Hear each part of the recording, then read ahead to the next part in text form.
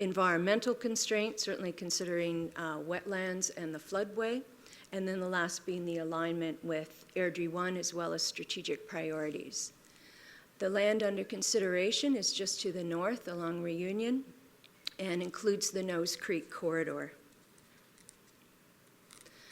I won't get into a lot of areas around the specifics of this, this CASP. The applicants will go through that in some detail, I'm sure. One of the considerations that we do have in looking at this ahead of the master utility study is the boundary of this CASP reflects a land ownership pattern.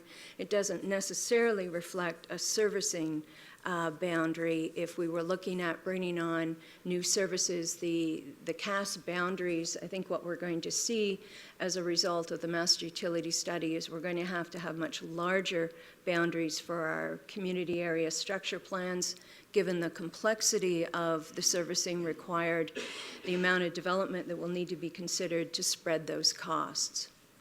So one consideration is certainly the boundary of here.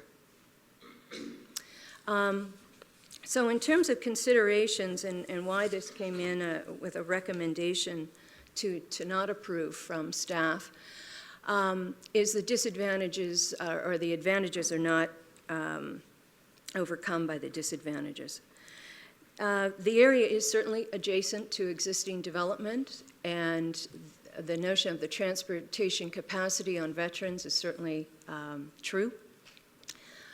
In the disadvantages, the main challenge to us is it's premature relative to the approved growth management approach. So this is a council-approved growth management approach, hence why it needs a political decision here. Administration can't recommend one that is going against what you've already approved. You need to consider that and alter that. There's a fair bit of uncertainty regarding the servicing capacity and connections. And one of the concerns that was raised is by utilizing the excess capacity prior to ground truthing this through the flow modeling that's happening in the master utility study, is there's an opportunity or risk that it could have some implications for already approved development, particularly in the Bayside area. There's the issue of the allocation of servicing capacity, and again, this is an area that requires council consideration because once the servicing capacity is allocated, once it's kind of ground truth that it's available, is that it would have potential impact on us moving forward on the Fletcher lands or on lands to the west of 24th, both under other developers, but also if there was a civic need such as the high schools and the healthcare center. So that's something to consider in just in terms of who gets it and when. The other is mainly around prioritization and sequencing and strategic objectives. It is not in line or isn't a true priority in terms of bringing on more non-residential or facilitating the ability to bring on the non-residential development in the Northeast. Compared to some other areas, there's certainly more environmental challenges given that it is in the Nose Creek corridor. And the other, in terms of just not verified at this time, is the cost-benefit analysis of the servicing and how we will sequence that. The last consideration is around the CASP boundary, is looking at local servicing areas and determining that through a justification versus following a land ownership pattern. So that's the kind of the thought process behind why we didn't feel comfortable recommending an approval of this or why it should be initiated at this time. We wanted to wait, as we had mentioned to all our other developers, we wanted to wait until the conclusion of the master utility study because it may indicate that there's a different cost benefit here, that there's different risks, or that our sequencing may need to be different. So we had requested that we not move forward on these kind of decisions until such time as we have that information. So that concludes my report. I'll come back to the alternatives and recommendations following the public input session. Thank you. Thanks, Tracy. Any comments for Tracy? Questions? Deputy Mayor Coulson. Thank you, Your Worship. Tracy, just wondering how many other developers have come to you outside of the existing boundary that would like to go forward with the CASP? In terms of development interest, I'd say on every quarter section that surrounds our annexation boundary, but we've certainly had more discussions with approximately 3. Okay, thank you. I think I broke my microphone. There we go. Sorry about that. Okay, so with that, I'll open up the public hearing portion of the evening. I'll invite anyone who would like to come forward. Oh, I'm sorry, Alderman Hunter, I didn't see your name. Your light on there, sorry. Through the chair, I've got a couple questions. So I'm looking in the presentation, and we're told that the servicing capacities have only been estimated at this time. The growth management study, that the utility study that we're awaiting in 2016, I believe you said, January. So is that not an estimate of what our capacity is? Through the chair, there were a number of studies that we had done to look at the theoretical excess capacity, and the consultants were very clear that it was based on a theoretical analysis based on what is there.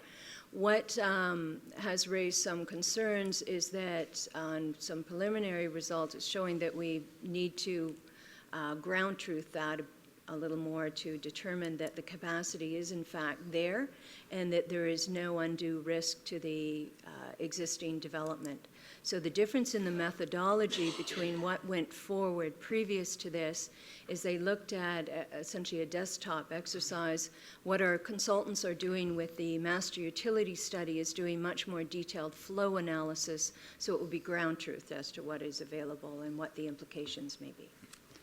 And so, through the chair, when you mention that there's a risk to development in Bayside, that would imply to me that there is a suspicion that we don't need to have the consultants tell us that we're at capacity. If you're bringing forward that you think that there could be a risk to the Bayside, could you speak to that and what that risk is and the likely, the kind of percentage? What they've identified is that there could be potential constraints in the system. The system is certainly designed for what has been approved in terms of up to an 80,000 population. They just identified some potential constraints that they may or may not be there. They just have identified through preliminary flow analysis that they may be there and would indicate more so of how much land could come on without having any undue risk on any approved development. And where best that might be and what kind of upgrades might be required to do that. So it would affect the cost implications of bringing that land on.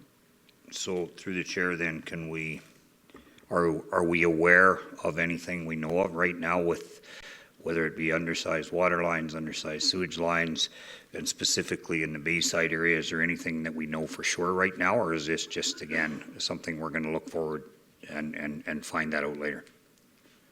That is part of the analysis being done for a master utility study. I will emphasize there is absolutely no risk to any of the approved development. It's more if they wanted more information before we looked at allocating the excess. So then the risk to the Bayside area then, right now, there is no risk, but you're saying that potentially moving this forward could present a risk to that area, to the infrastructure in that area? What they have suggested is that there's more analysis that needs to be done prior to allocating any excess capacity to ensure that there are no downstream effects. So it's just a matter of not having sufficient information. We anticipate that that will be available prior to completing the master utility study. They just haven't confirmed yet. And so through the chair then, I would assume the applicant's consultants have given us enough information that our consultants then could vet that. They haven't had a chance to do that and decide whether it was good science or just a guess. Through the chair, we didn't receive the applicant's servicing report. We simply received what you have in front of you in terms of the initiation report. So we've certainly shared that with our consultants and identified the request and the assumptions that are written into that, but that's the only information we had to go on at this time.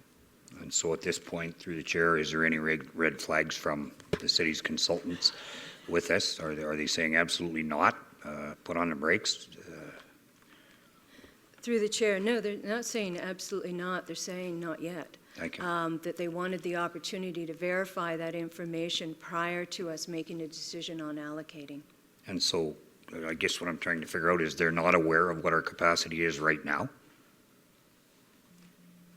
It would seem pretty straightforward to me that if we have a capacity that's a known entity, we know what it's built for, we have the size of our lines and those different pieces, we should know what our capacity is, and that should be a fairly easy process, I would think.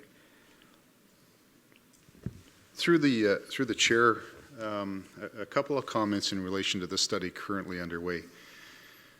There's a large part of the work that the city is doing right now that, and I think it's important to delineate between what is a theoretical capacity of a fairly complex system of pump stations and lines and so forth, on a theoretical basis versus a ground truth basis. So for instance, the nature of the work that our consultant doing the utility master plan consists of is they've actually installed flow monitors and different trunk lines to capture what happens during peak flow movements. They've identified and have been in discussions with our operations staff to say, are you seeing anything of this nature in this specific area? So looking at service requests.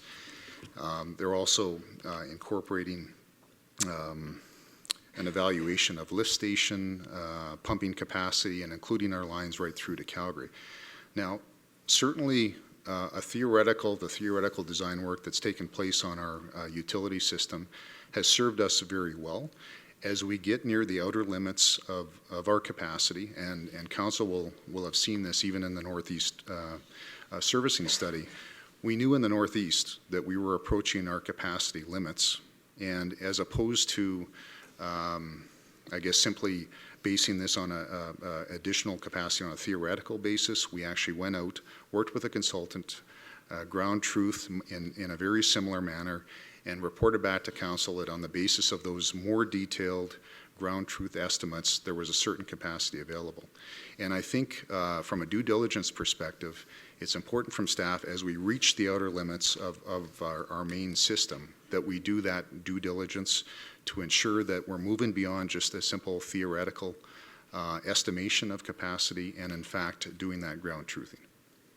And so through the chair, so I live in Sagewood, folks live in Williamstown, Reunion, Canals, and when I hear it said that that moving forward with this could pose a risk to Bayside, which is south of there, the risk wouldn't be to me first in Bayside, which a good portion hasn't been developed. It would be Reunion, Williamstown, Sagewood, Canals, and so if I hear that there's a risk downstream of that on the south end of that, it would cause me great concern for the communities that are already built out and tied into that infrastructure. And so connect the dots for me, because I'm assuming that we're pretty much running a straight line, and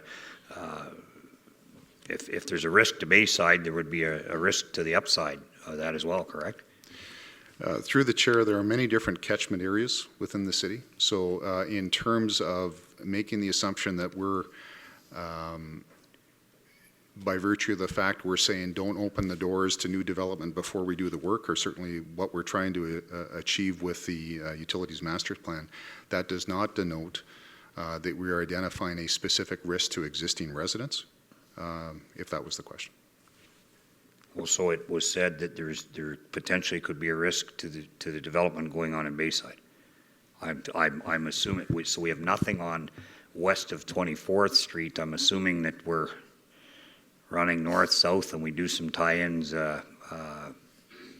obviously east, because we can't tie anything in west other than whatever's running down 24th Street. So if there's a risk in Bayside, I'm trying to ascertain how the risk would be in Bayside, but not to the communities upstream of that. Through the chair, the reason that they've identified risk in that area isn't because there is risk through that system at all in terms of our approved development and existing development. There is not. The reason they've raised it there is because it's under development. It's currently under construction. What they are saying is that until we ground truth this, we recommend that you not allocate servicing capacity until such time as we've clarified that, because you wouldn't want to raise a risk of development that's still to hook in. So there is absolutely no risk to our existing communities. It does not have an impact on the upstream. It's not affecting Reunion or Williamstown at all. So the ground truthing then would be about Bayside? Is that what you're speaking of? Through the chair, the ground truthing is looking essentially at all of our existing system capacities on west side of Airdrie, east side of Airdrie. So everything that's existing and under development right now, we have all the data. I would assume that everything that's been approved right now is okay to go, good to go. If these areas were completely developed without this application, it meets the test of what it's sized for and those things right now. Is that? Through the chair, the utilities master plan currently underway has information on all of the approved development, but beyond just, and there was certainly comfort in the approving the development that exists today in the area structure plans with related infrastructure upgrades. However, as the system is nearing capacity, we believe that the next due diligence step is the ground truthing part, and that part is certainly underway right now with respect to moving beyond the theoretical end of pipe connections into the detailed flow assessments, into the service record evaluations, into the evaluation of lift stations and so forth, and including our main lines going through to Calgary. Thank you. So a couple more questions. So the comment was made that if we approve this one, we may as well let the others go ahead. I'm struggling with that because my thought would be that it would be a one-off or it would be a case-by-case. Can you maybe just clarify that? Through the chair, the point there was that considering the notion of the justification report, if council is comfortable moving forward without a justification, it doesn't make a lot of sense to subject the others to the same process. Instead, we would deal with the community area structure plans as they are submitted. So it was just a recommendation. It's more of a procedural fairness issue of depending on where your comfort level is with this. It's not saying let everything go. It's saying that this tool may not be particularly effective if that is the case. Okay, thank you. So in relation to how we're arriving at this decision, so on the fiscal sustainability and economic prosperity piece, does this fit within that? Is this contributing to the fiscal sustainability and economic prosperity?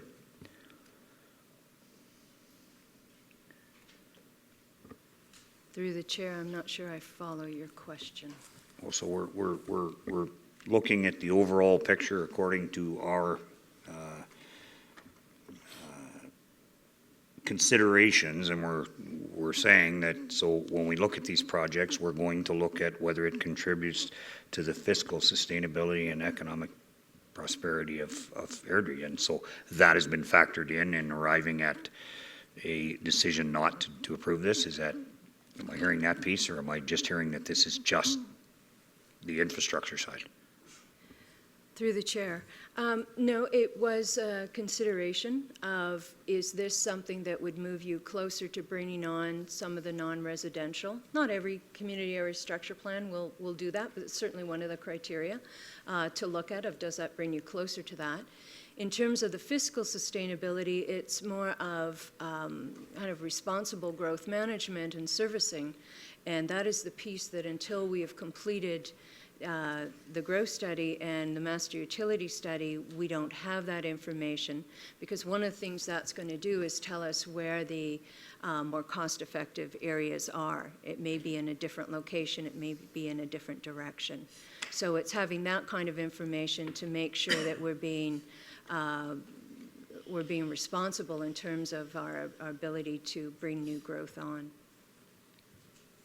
Great, thank you. Deputy, sorry, Alderman Burley. Just one quick question, Tracy. You said you had a projected completion date of January 2016 for the servicing study, or the utility study. How set in stone is that completion date? Like, is it January, or is it going to be delayed, or like how close are we getting to be having it actually completed in January of 2016?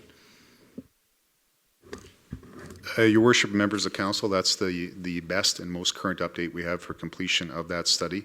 I would also advise, though, that late last week, early this week, there was an invite sent out to the development community for the first meeting. That has been scheduled, I believe it's October 26th, where we intend to present some preliminary findings and have some discussion with the development community. So that will happen later this month in accordance with a work plan for that. Thank you. Your light was off, Deputy Mayor Coulson. Anyone else?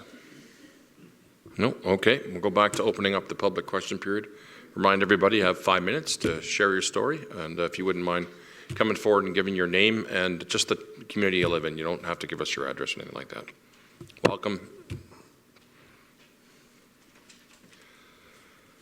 Or the company you work for. That's another way to approach it, right, Mr. Lockhart?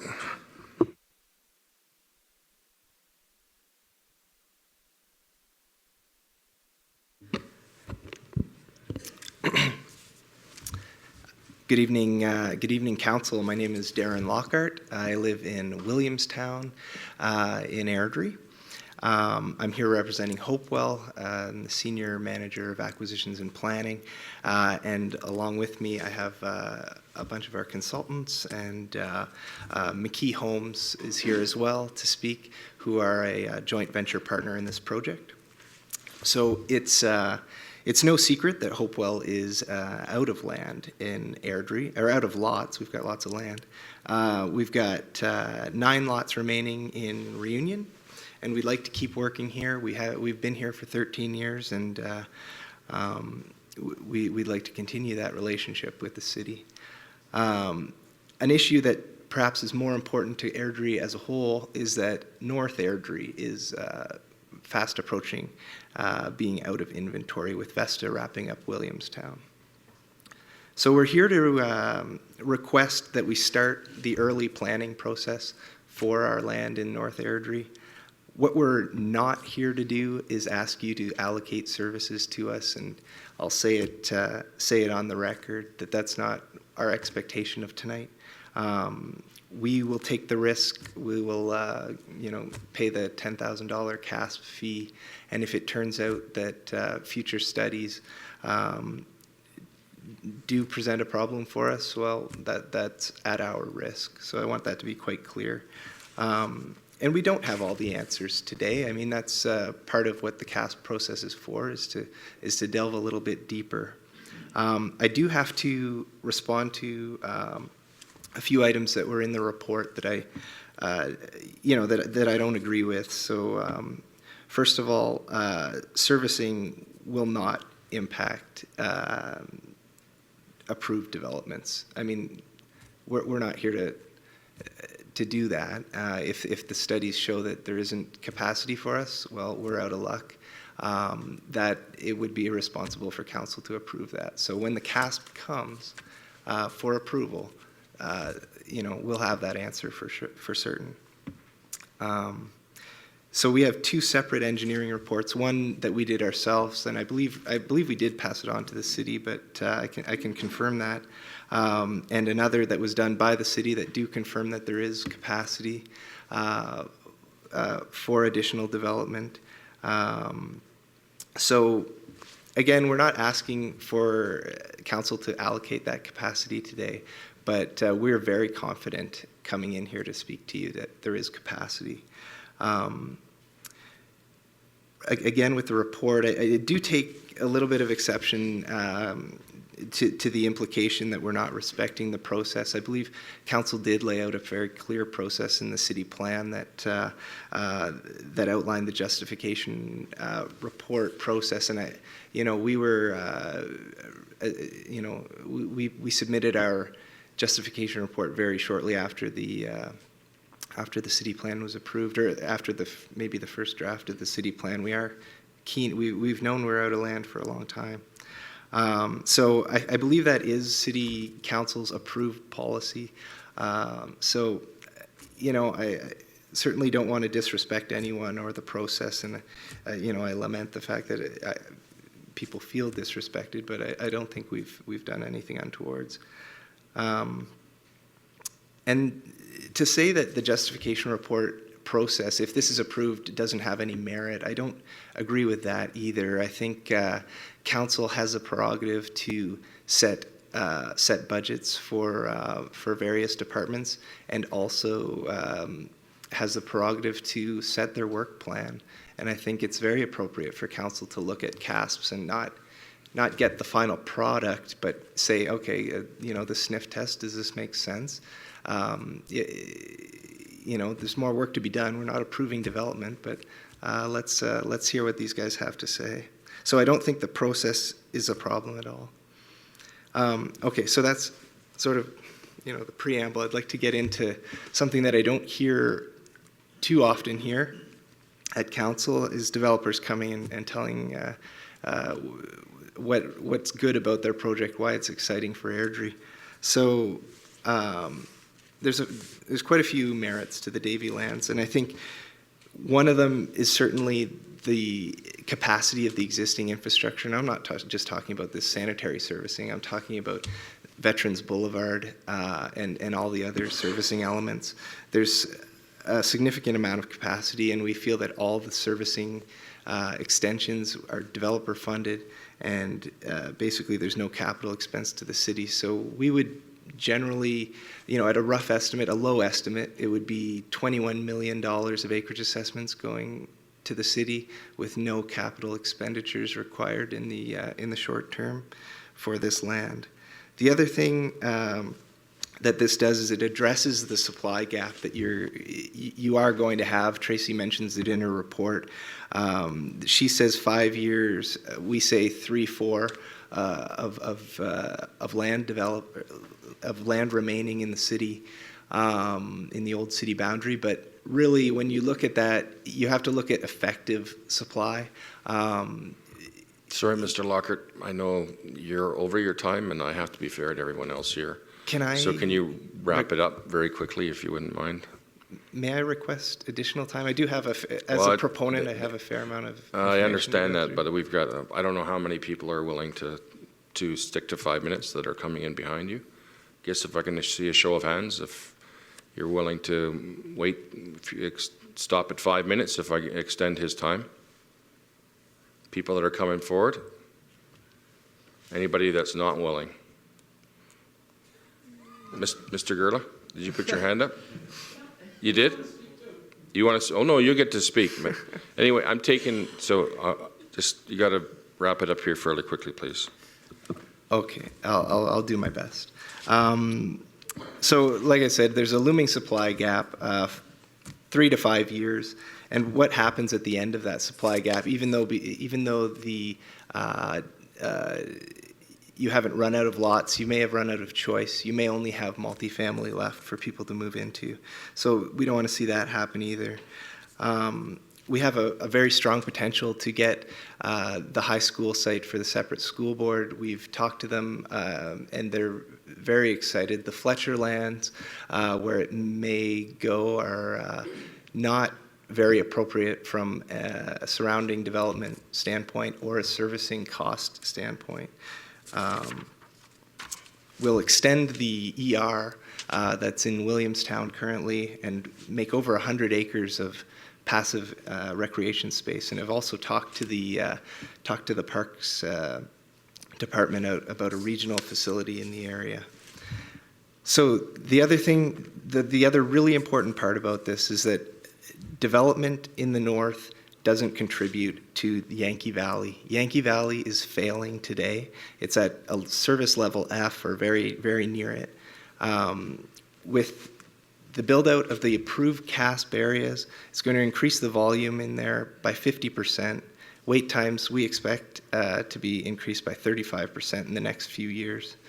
So Yankee Valley currently has 30% more traffic than Veterans Boulevard, and at full build out of Davy Creek, it'll be significantly better than Yankee Valley is today. So I think it's quite clear what the servicing study and prioritization is going to say. So to close, I would just say that Hopewell, I'll toot our horn a little bit, is currently building the best community in Calgary, Alberta, and all of Canada with our flagship community in Mahogany in Calgary. We've learned an awful lot in the last 25 years on how to build great communities, and we continue to innovate, and we want to bring something really special to Airdrie. I think growth in the north side of town is good for the current and future residents of Airdrie, as well as current businesses in North Airdrie and downtown. So I hope that you agree with me that it is the best option to address the looming lot supply and to limit the cumulative impacts on Yankee Valley Boulevard. Thank you very much for giving me a little bit of extra time. My pleasure, Mr. Lockhart. Any questions for Darren? And we'll call you before the public question period ends if we have any questions that we can direct you. Sure. So you'll still be here, of course. Yep. Excellent. Thanks. Welcome. Anybody else who'd like to come forward? Welcome.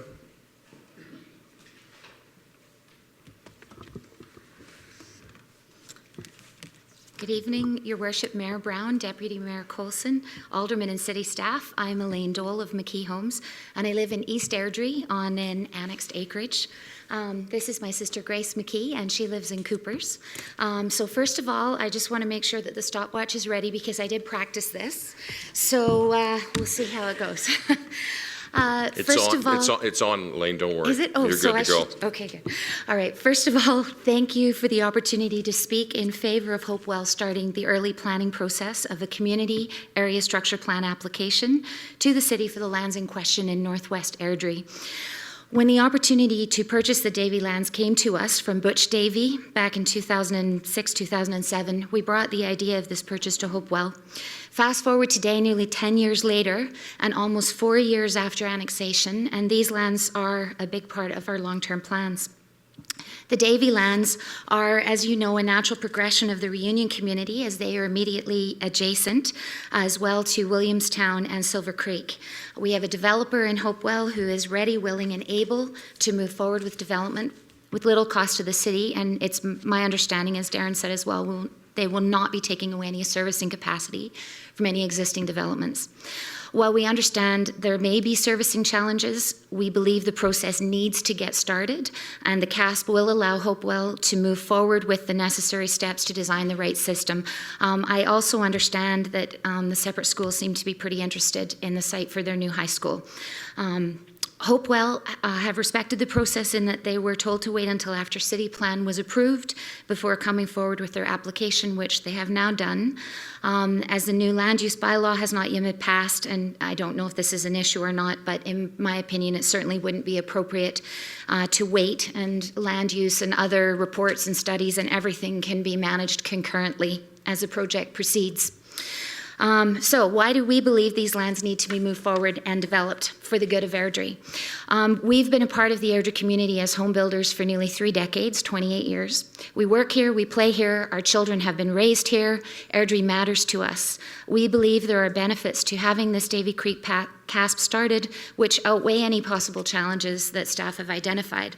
For instance, I'll start with one good for Airdrie item, which I'm sure is obvious to you and has already been discussed, and that is the transportation flow. It's clear that Veterans Boulevard and the North Overpass is underutilized and can handle an additional volume of traffic. For local businesses surrounding the community and in the north, such as Superstore and Rexall, when they were approved, I'm sure that they had hoped and expected that there would be further residential support for them in the north, and that there would be continued growth in that area. So approving a development in the northwest of Airdrie does further support those local businesses. Living in the north might make it a little easier to shop there and to continue to support Airdrie business. And I know that this is important to council and is good for Airdrie. Choice. It's important in any community, regardless of the size or shape or anything, to have choice for buyers. Allowing development in the northwest of Airdrie enhances the choice opportunities for current and future Airdrie residents. Additional land supply is good for homeowners and makes sure that affordability options are possible. And this was also noted as an important issue for Airdrie in just last week's economic update, which we attended. When inventory is restricted, price can become an issue, and as the process of actually putting shovels in the ground is still a long way away, we need to be thoughtful of these possible land supply shortages. As per the studies that Hope will have done, Airdrie is in danger of not having an adequate land supply in a few years, and we really do need to think about that. Hopewell Architecturals. We know the community will enhance the overall city. We have proof of the commitment to a lovely community, for instance, most recently the Heron Point area. So, as I mentioned, we've been part of the community as homeowners, parents, and business people for nearly 30 years. We have worked in many of Airdrie's communities through the years and have been proud to watch Airdrie grow and develop, and have been privileged to be a part of that growth with numerous developers. Indeed, in the last 5 years alone, our economic impact to Airdrie with just our current staff of 39 Airdrie residents, Airdrie-based trades and suppliers numbering nearly 90 companies over the last 5 years, charitable donations and support to Airdrie groups has all been in excess of $100 million. This would be even greater when you take into effect the consideration of trickle down through the Airdrie economy. My dad, Martin's motto always was, it would be a poor show if we couldn't help a little, and so we do hope that our business has helped Airdrie families and charitable organizations through the years, and we want to continue to do so. For the good of Airdrie, we're very interested to see these lands come on stream, and so, in short, we would like to restate our support of Hopewell's application to start the process of a CASP, and I hope I beat my 5 minutes. 15 seconds over, but I interrupted you at the beginning, so you were 5 minutes right on. Thank you very much, everyone. Thank you, Elaine. Any comments, questions? Alderman Hunter. Just through the chair, I'm trying to get a sense, so, and I know a few of Hopewell's communities. Are you aware of any communities that Hopewell's built that have failed? Through the chair, I'm not to my knowledge. Thank you. I think you're getting off pretty easily tonight, Right. you two. We'll take it. Thank you for coming in, sharing your story. I'll ask for a second time if there's anyone present who'd like to speak in favor.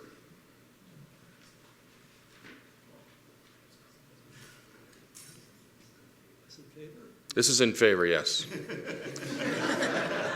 Sorry, Mr. Girl, I thought Paul was here to tell you which way we're going tonight. Welcome.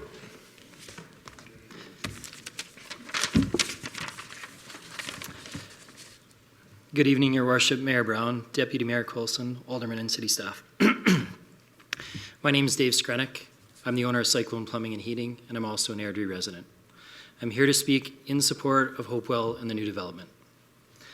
Cyclone Plumbing and Heating is an Airdrie-based company, and our main focus is new residential construction.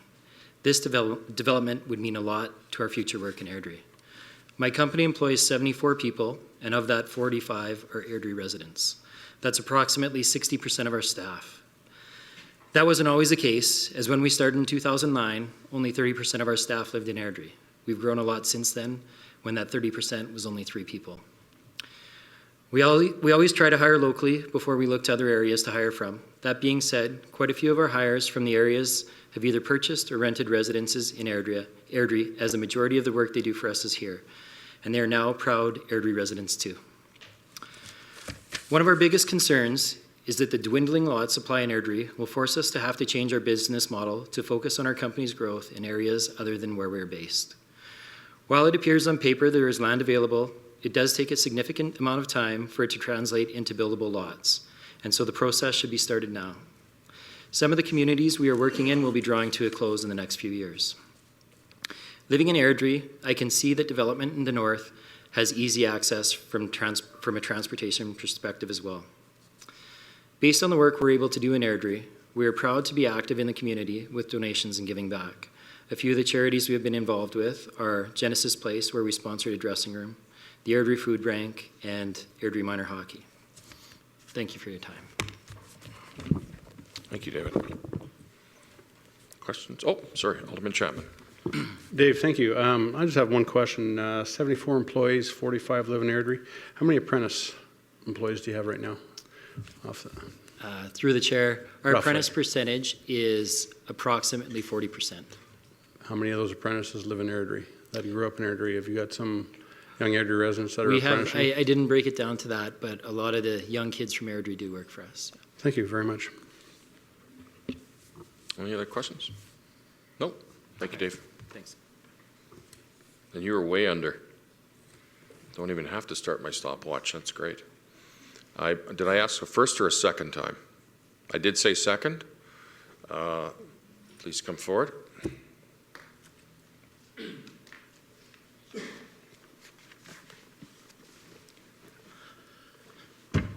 Ouch. Just racked my knee. Good evening, Your Worship and City Council members. My name is Sorry, Arnie, are you all right? I'll make it. No WCB claim here. But that is a strange place for a drawer. We put that there for Mr. Gerla. We were hoping he was sitting there next. Anyway, as I said, I'm Arnie Stefanik. I'm with Genesis Land Development Corporation, and I'm here to speak in favor of the Hopewell request to initiate a CASP for the Davie Creek lands. Genesis owns lands comprising of approximately 320 acres in the recently annexed areas west of 24th Street and south of 1st Avenue West.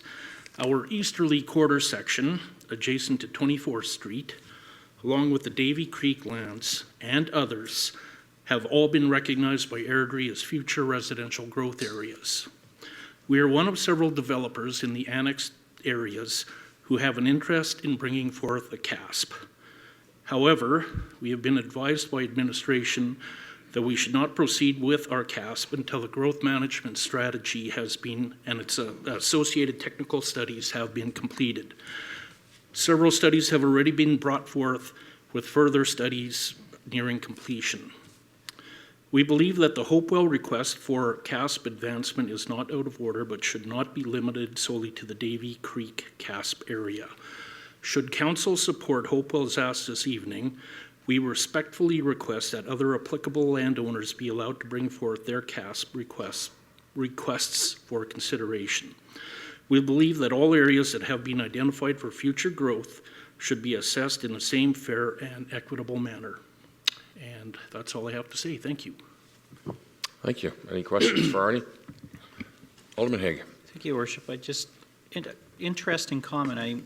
I'm looking at the land available to Genesis right now, and you're looking to start planning for more? A CASP takes, through your worship, a CASP and zoning and all the entitlements that are required do take several years. So we believe that by the time Airdrie gets to that 70,000 population threshold, there should be other entitlements ready to go. Thank you. Alderman Hunter. Through the chair, so obviously you've paid a little bit of attention to this. You've heard some things that were Resda's, maybe not red flags, but burgundy flags, if you will. You're an expert in the field. You guys do this. Is there anything here that causes you to say, put the brakes on? I keep looking for it, but I'm not really getting a sense of that. Can you speak to that? Through the chair, from my company's point of view, all that we're asking for is to be treated equitably, the same as the Davy Creek application. I'm sure all other developers would make that same request. Perfect. Thank you. I see no lights on. Please be just, careful. Oh, sorry, Alderman Chapman. Through the chair, there's no reason that another developer couldn't come forward with a justification report, is there? Through the chair, I mean, one thing for council to consider is, do you want to bother with the justification report? Do you want, because we'll probably say not similar, but I mean, we still have the same issue, we just don't have the servicing information yet. So if you want to go to a more equitable model, it could be there are a number of them that are within the future growth area, let them proceed. So it's just a matter of if this is a tool that's not adding a lot of value, we don't really need to do it. We can just let them, if they're within that area, start. To me, this justification report is a valuable tool. I think it definitely, I think if we go forward with this justification report, I would have to see a justification report from Genesis or from any other developer before we approved any kind of CASP. That's my feeling. Okay. Sorry, Mr. Schultz. Through your worship, I was going to save my comments, but the theme keeps coming up, and if I can, I'll try not to take 5 minutes. How's that? Just first of all, I want to preface by saying that a lot of the companies that have come forward or are still to come forward are good businesses in Airdrie. They have been good to Airdrie, and appreciate their desire to continue to do business with Airdrie, and I expect that to continue. Some of what's being debated here in my mind, and I just want to step back for a second, is that just as you're tasked with doing good business, we're tasked and held feet to the fire to provide our services and our infrastructure in a very cost-effective way. And if I go back to, and I've been around this place for a long time, if I go to how the city has developed in the past pre-annexation, it was often through outline plans, quarter section basis, and by ownership. And Tracy has alluded to ownership patterns. When we recently did this last annexation and we brought on 50 years of land, part of the feet to the fire of staff was, how are we going to do this responsibly? How are we going to do this in a cost-effective manner? And we undertook, and we've been consistent throughout, that we need to look at larger areas, larger CASP areas, and move away from this one-off ownership, piecemeal way of developing. And with that, we have very deliberately, with council's policy and direction, gone out and we've done stormwater master plans, we've done transportation master plans. Now, as we said we do, we undertake utility master plan. We're trying to bring all the information together, which would culminate in a final growth management strategy as outlined in council's policy. And the whole basis behind that is we need the full information to know which areas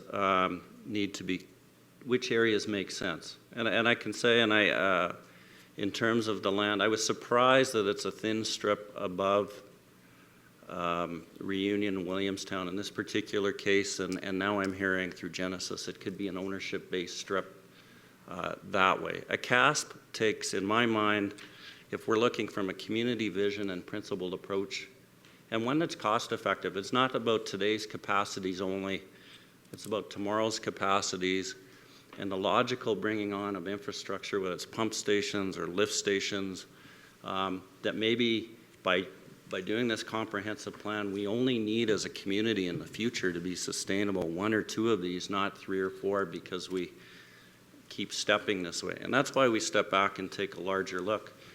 I look at these lands and I'm not sure it makes sense to me to do your transportation planning. We have 24th Street, we have 8th Street, we might have something in the north. It might be a more logical CASP area to be between those transportation corridors going up north.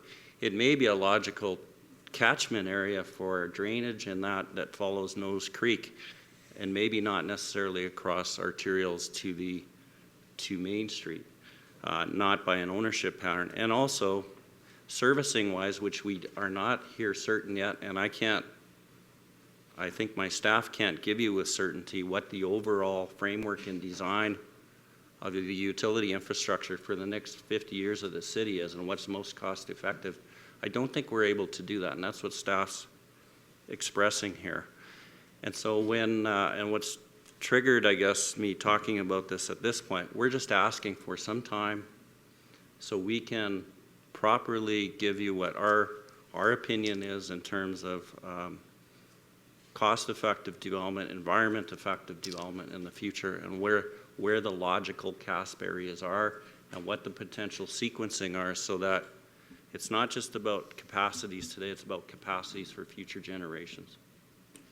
And I think that's all I wanted to add to the conversation. And that's what stands behind, I guess, the policies council has adopted and the policies they have directed staff to pursue in terms of bringing back proper development and sequencing, different than it used to be in the past.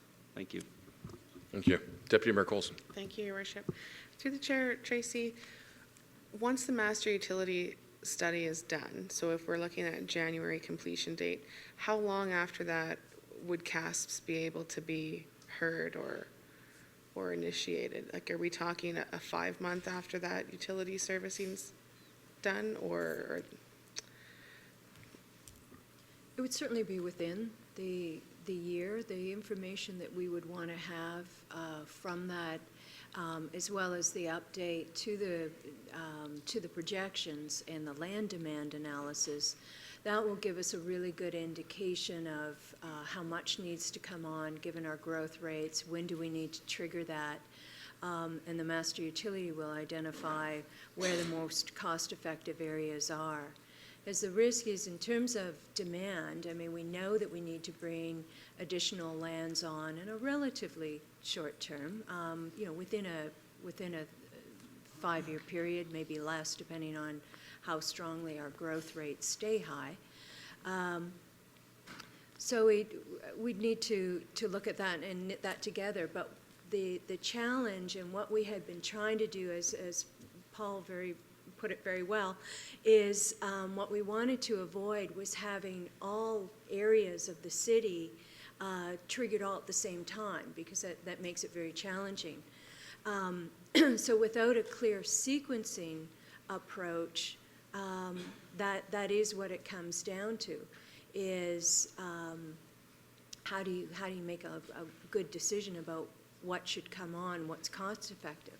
So, I mean, it is a very different approach to growth management, because it is saying that there will be some that will be a higher priority than others. If it's strictly demand, it's really, on what basis would you differentiate the developers? It could all come into play. So it's just a different philosophy of what would you like to see, because that's what these studies are going to indicate. So should the master utility study come in and it indicates, for example, that the entire west side is not at this time suggested, and that we want to sequence in the east side or more south, whatever it is that it comes back as, do the developers have an opportunity to come back to council and say, we disagree with your servicing study, and this is why? So basically another night like tonight to justify why they should be considered within the new, bringing in the new existing growth boundary, like if we're going to widen it. Through the chair, to be clear, our development community is not shy about contacting you if they're not happy with something. I think they've got that one. I would concur with that. So I don't think that's a risk. In terms of the master utility study and the growth study, it does have a public component to it. As Lauren mentioned, we have our first stakeholder workshop coming up in October. So there's a lot of opportunity. This will not come as a surprise. And then it also means council does need to prove that. So that's where we would get into the implications of what does this mean, and are you comfortable with that? And so here's what our recommendations would be. So yes, they'd absolutely have opportunity, but it does get into that, it's challenging decision-making of there's some yeses and there's some nos based on that criteria. But that was what we wanted to set up to meet a lot of the council's strategic objectives, was rather than it being a bit of a popularity contest or who did the best PowerPoint, we'd base it on clear growth management criteria of what is going to get you closer to the strategic objectives that you've set and what makes for sustainable community development. So your recommendations should hopefully be coming in January with the end of the study? Or will your recommendations come a little bit later once the study is done? Through the chair, it'll depend on what comes out of the growth study and when on timing of that. And there'd be a fair bit of kind of work internally. I mean, it's not taking years, but really it's a lot of information that's going to come through the master utility study to put that together, and what does that all mean, and what would be the logical sequencing. So that would come before you. I mean, you would have that information. And we're thinking January for all of that. Like, I realize there's a lot of different components of a document that needs to come in like this. So I guess my end date is, I mean, I feel for the businesses in the community that are waiting for this answer, that are some are very tied up in the Davie lands and other lands within and around Airdrie. So I just want to nail down that January is where we're going to see some momentum for the people outside of our existing growth boundary. Through the chair. So we're certainly as Lauren mentioned, based on the most recent update from the consultants, we're anticipating a January 2016 completion of the master utility study. We're anticipating similar timing on the first phase of our growth study update that will give us the population projections and the land demand analysis that will come out of that. And what that will be is an update to the previous report that looked at how much, based on our growth, based on where that population is going, based on your objectives around non-residential, how much industrial, how much commercial, and how much residential do you need to bring on in addition to what is under current CASP? Okay. So that information should be available and knitted together at that time. Thank you. Before we get to Alderman Hunter, does anybody have a question for Arnie, because he's still sitting there? Alderman Hunter, do you have a question for Arnie? Thank you. I do. Thank you. And so as an industry expert, so I'm, and just a couple of things. First, the justification report in my mind, as Alderman Chapman alluded to, that sets the bar. And so having one, kudos to Hopewell for bringing this forward, because that sets the bar. And so my expectation would be that when we're doing things such as this, without a justification report, don't bother coming. It's not going to, it doesn't make sense for me not to have that. And being familiar with the industry.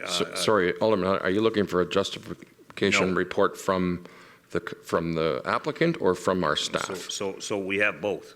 We have okay. Well, we don't have both. We have one, because we don't have a justification report from our staff. So okay. Let me clarify. So a justification report, or why this would make sense and why this wouldn't make sense. We have one before us. My question is, so if you as a developer have gone to the expense and trouble to look at these areas and determine that this would be a good area to get moving forward and to get a CASP. Certainly part of your analysis would be, had you have seen any red flags through that process and this area didn't present good opportunity for you to move forward, I would expect that you would put that information forward, as well as here's all the reasons that it should make sense. You're balancing this, correct? we would be relying on our consulting team and take into consideration their professional advice and opinions. And if they would red flag issues such as the lack of servicing and whatnot, we would have to adhere to that. Perfect. Thank you. Thank you. Arnie, I think you're safe to leave now. Thank you for staying. Please come forward.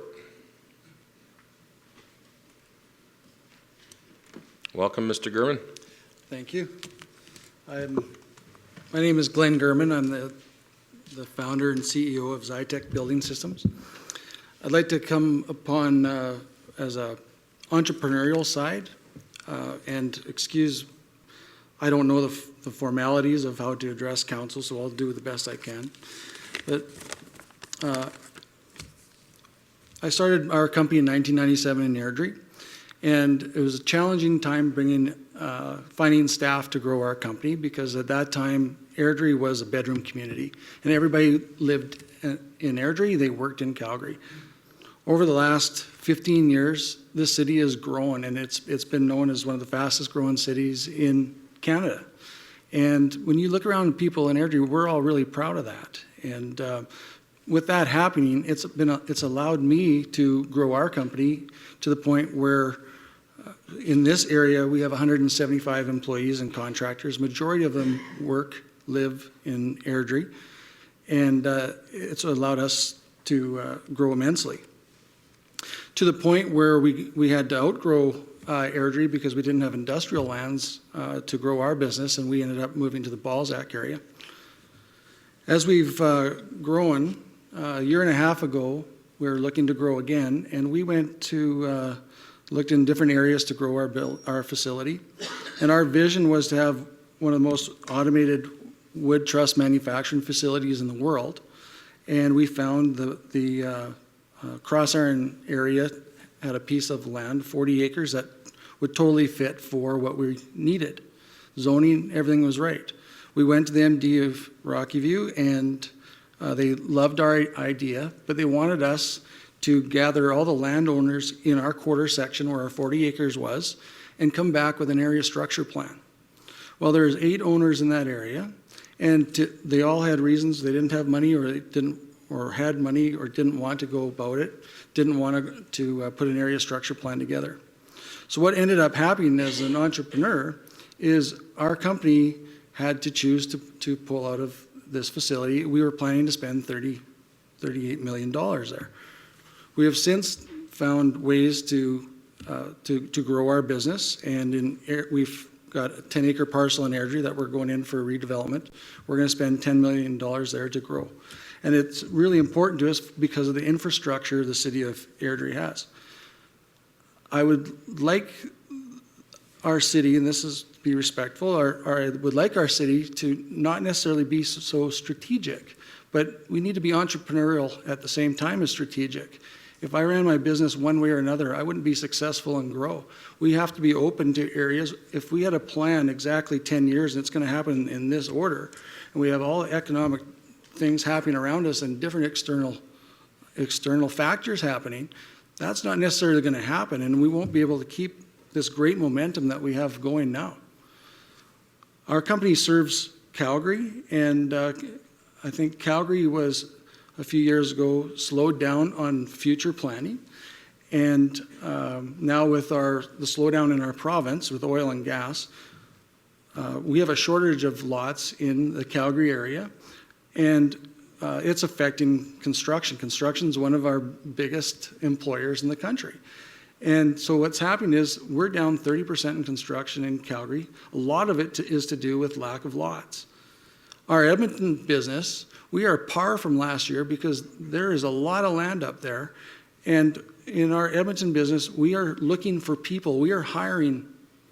And unfortunately here, we're laying people off right now. And it's not all economic related. So the point I would like to bring forward respectfully is that we need to think entrepreneurially as well as strategically, and piecemealing isn't necessarily a bad idea. If that's what we've been doing in Airdrie for the years up to now, I think we've done a pretty good job. This is a good city. And we're going to look back, some things we didn't do right. But a lot of things we have done right, and I don't think we have to be so targeted in what we do. Thank you. Thank you, Mr. Gurman. Any questions? Alderman Hunter. Well, I think you did just fine for a guy not being used to it. Certainly that echoes a lot of the sentiments, not just for this project, but around the area. So thank you for that. Thanks for taking the time to come out. Excellent. Thank you, Mr. Gurman. For a third and final time, if there's anyone present who'd like to come forward and speak in favor of the proposed, come forward.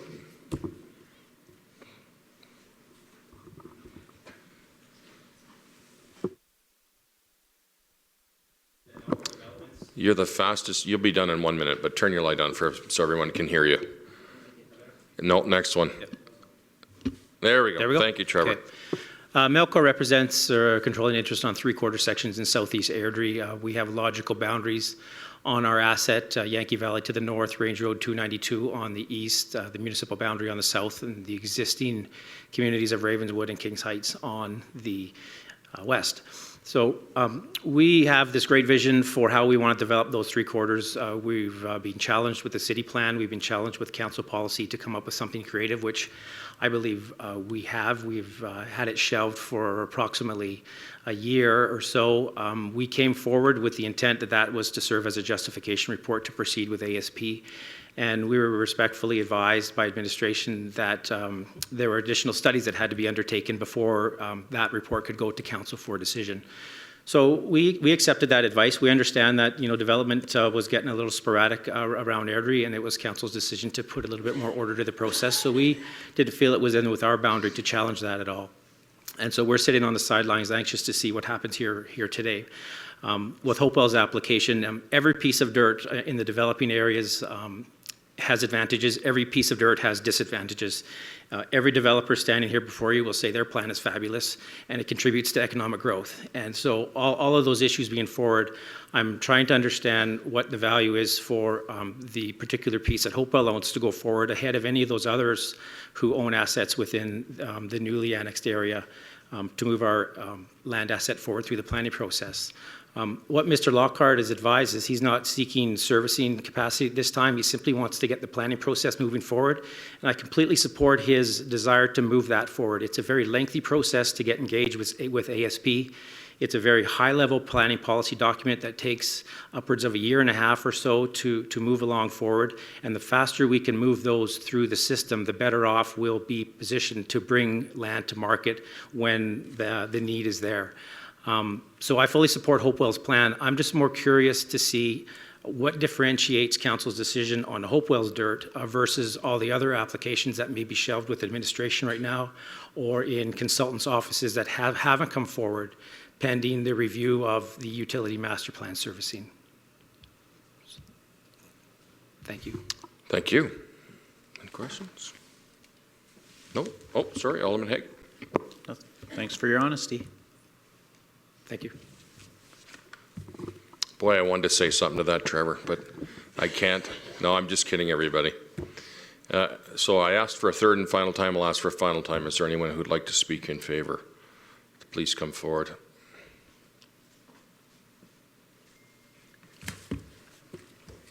My name is Brian Balson. I live in Willowbrook in the northwest of Airdrie. And I'm neither a builder nor a developer and nor an entrepreneur. I just hire myself. So I'm in favor of Hopewell's request. I think because of the time lag, it's always good to have a balanced and well-planned development area in Airdrie, and I think it always has over the past years. And I've heard it said many times here when developments come up that it would be nice if everyone was able to buy any type of home they wanted in any particular development. And I think that extends to any development area in Airdrie as well. And I think the benefits of it with Veterans Boulevard, the access to and off of Highway 2 is great, and also for the business component. for the commercial industrial in the north and for downtown businesses. I think it would be a tremendous asset to get the process started now, knowing that the population can extend in every area of Airdrie. And thank you for your time. Thank you, Brian.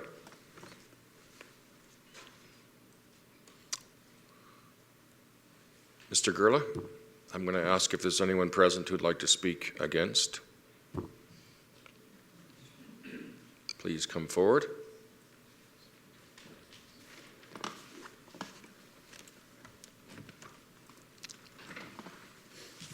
Your Worship, Mayor Brown and members of council, we're here not exactly against the proposal, but we do have an interest in a situation of lands that perhaps are as equally or perhaps even more easily serviced than the ones that have been brought before you. And in order to introduce my son to you folks, I'm going to have him read a very brief letter that we presented to council at a late date here, and then we'll be ready to answer any questions you might have. Paul, would you go ahead? Sure. Once again, my name's Paul. I'm Rod's son, if you didn't already know. But we struggled here whether to get up for or against, but we were just a little bit surprised. We learned about this application when we reviewed the website and really didn't have much time to prepare, but we thought it wasn't that we were against it, but more we have issues of procedural fairness. And so with that, I'll just read this quick letter that we put together. Westmark Holdings were the developer of Cooper's Crossing, if you weren't aware, and we also own the land at the northwest corner of Yankee Valley Boulevard and 24th Street, which has been recently annexed into the city of Airdrie.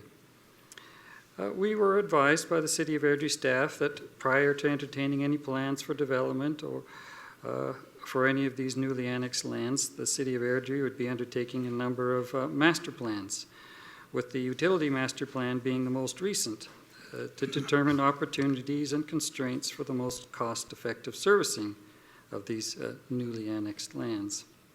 In fact, as it's already been mentioned, the first meeting that we have a chance to attend for the utility master plan is slated for October 26th. It was our understanding that these studies needed to be completed so the city could be fully informed before they responded to any applications for development.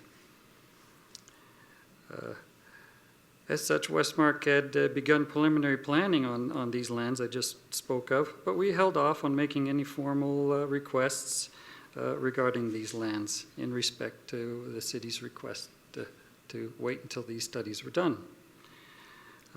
In fact, our particular property that we mentioned already has sanitary sewer mains immediately adjacent, which have the capacity to service almost the entire quarter section. Water mains have in fact been extended into our property across 24th Street in preparation for future servicing, and provisions for stormwater drainage is already provided across the Bayside and Canals developments, as outlined in their master stormwater plans.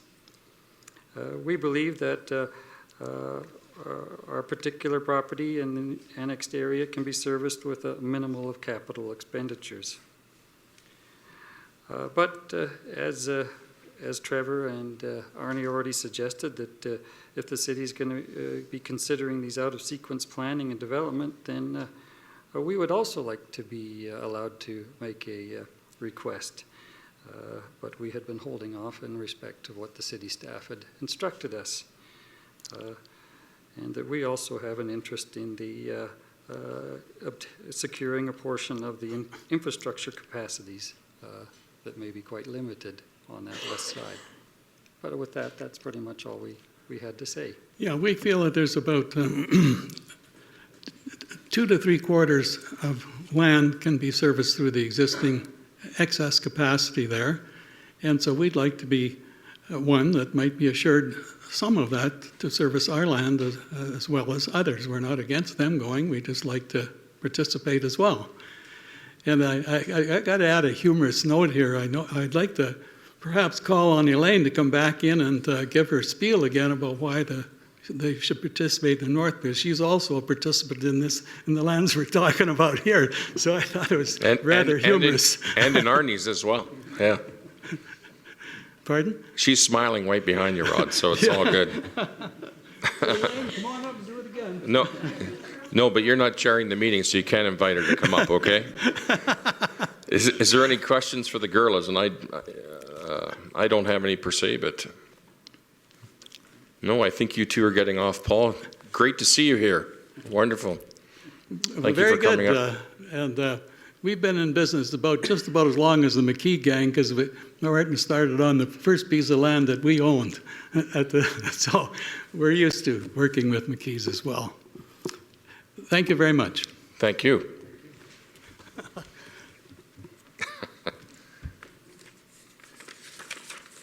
All right, I'll ask for a second time if there's anyone present who would like to speak against the proposed CASP. Yeah, please come forward. So my name is Calvin Daling. I live in Ravenswood. Not specifically against this area, just about the process, I guess. I mean, we got to keep in mind, we heard a great talk a little bit ago about about running the city with an entrepreneurial spirit and doing things properly. And we definitely have to keep in mind why people live here. And it's not just because there's houses from end to end and a place to park your butt at night.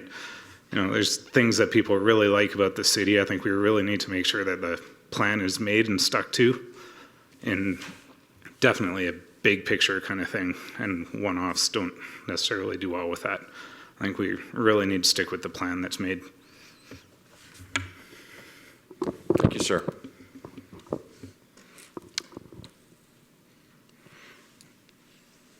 Did I call for third? For a third and final time, is there anyone here who would like to speak against the proposed CASP? No movement? All right. So I'll ask council, before I close the public hearing piece, if you have any other questions for the applicant or for anyone that's come forward, let's do it now, because once I close, you cannot do that. We directed all the staff. So I have one question for Mr. Lockhart. So talking to a number of other developers, and we've heard it from all the other ones that are actually present tonight, they've all adhered to the request to wait until January. Didn't seem to be a hardship for them, understanding that they have land available and they're not in short supply like you. But I'm still trying to wrap my head around.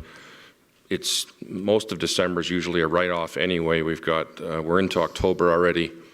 By January, why is it such a difficult thing for Hopewell to undertake? Oh, sorry. I should have grabbed some water. Really, a few different reasons. First of all, as Tracy sort of was saying, it's not January. It's significant time after January where we'll have all of the studies that the city wants to do, including the context study, a similar process to what Calgary's done with their development sequencing, and then a change to the city plan. So we, first of all, don't believe that we will have an answer in January for us. Secondly, we're butting right up against losing another year with this land. So if we're aggressive with getting answers to the city and responding to issues that council and administration have, we feel that we can not just push paper next year. We'd like to be pushing some dirt at some point later in the year, and then hopefully 2017 we're meeting a timeline that the secondary school or the separate school board has, and we can accommodate their site too. So a lot of things, we're right on the cusp of missing out on if we have to wait. And like I say, I don't believe that in January we'll have the answer that they're hoping to present. Fair enough. Alderman Hunter. Through the chair, is there, I guess the piece I'm trying to close in on is, in saying yes to this CASP at this stage, does that tie our hands if we being the city, feels the need to step in and say, we've got, so if we had a servicing study come forward with the utility and there were some glaring inconsistencies, et cetera, would moving this piece forward preclude our ability to step in and make the changes that we needed to make at that time? No, not at all. This is not approving our CASP. It's approving a change to planning's work program is how I view it. If something comes up and it's not something you like, if we present a plan you don't like, if we stumble with some servicing issues, say no. But I would expect as a citizen that you would do that. If it doesn't make sense for the city of Airdrie, say no. Yeah. And then through the chair, just so then I guess to sum it up, it's an early planning process, certainly not a building process. Even moving forward with stripping and grading permits and all the different pieces that have to go forward, that's all going to be under jurisdiction of the city and close watch by the city as this moves forward. Yeah, I can't do anything until we've got a number of additional approvals. So I'll be hopefully in front of you a couple more times before I can get out there and do anything besides push paper. Yeah. So through the chair, you're comfortable that there are enough rules and regulations in place to keep the reins on you to make sure that this is another well-built community? Is that fair to say? Yes, I think there's definitely enough belts and braces in the process. Thank you. Any other questions for any of the people who've come forward to speak for and or against from council? Speak now or forever hold your peace. Okay, I will formally close the public hearing. The public input session. I apologize, Sharon. And I will call a 5-minute recess. Thank you.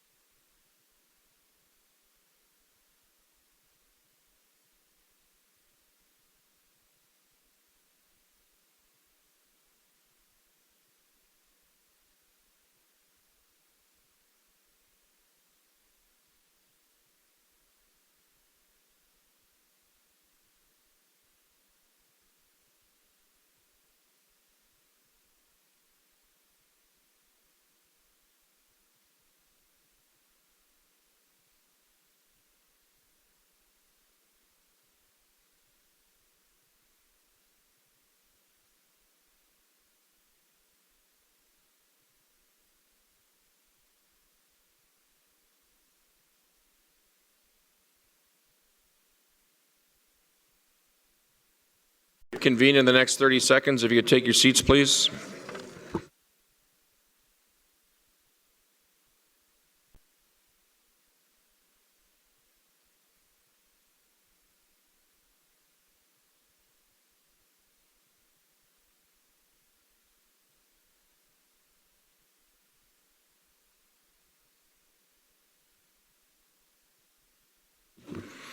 All right, sorry for, thanks for accommodating our brief break. And I will turn the proceedings back over to Tracy. Thank you. Thank you, Your Worship. Let me go back on a few. So in terms of why we're kind of where we're at and what we're really asking for, one thing I wanted to emphasize, I don't think there's any chance of Airdrie following kind of the route that Calgary did and ending up with land shortage. Our issue has more been around trying to keep up. We've got an awful lot in play. We currently have 4 NSPs that we're working on. We're anticipating another 8,000 residential units coming on before we need to go into the annexation area. So to respond to a number of the builders, I don't think they need to worry that Airdrie is putting the brakes on unfairly. I think all we're trying to get at is in terms of being more strategic and making sure that we don't undermine the very qualities that people look for in this city is being more thoughtful about how we go about this.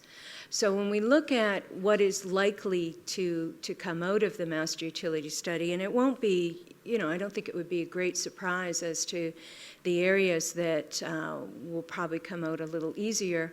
The connection to the pipe is to the south. I think you can suggest that it probably won't come out with priority 1 being at the far north. It won't.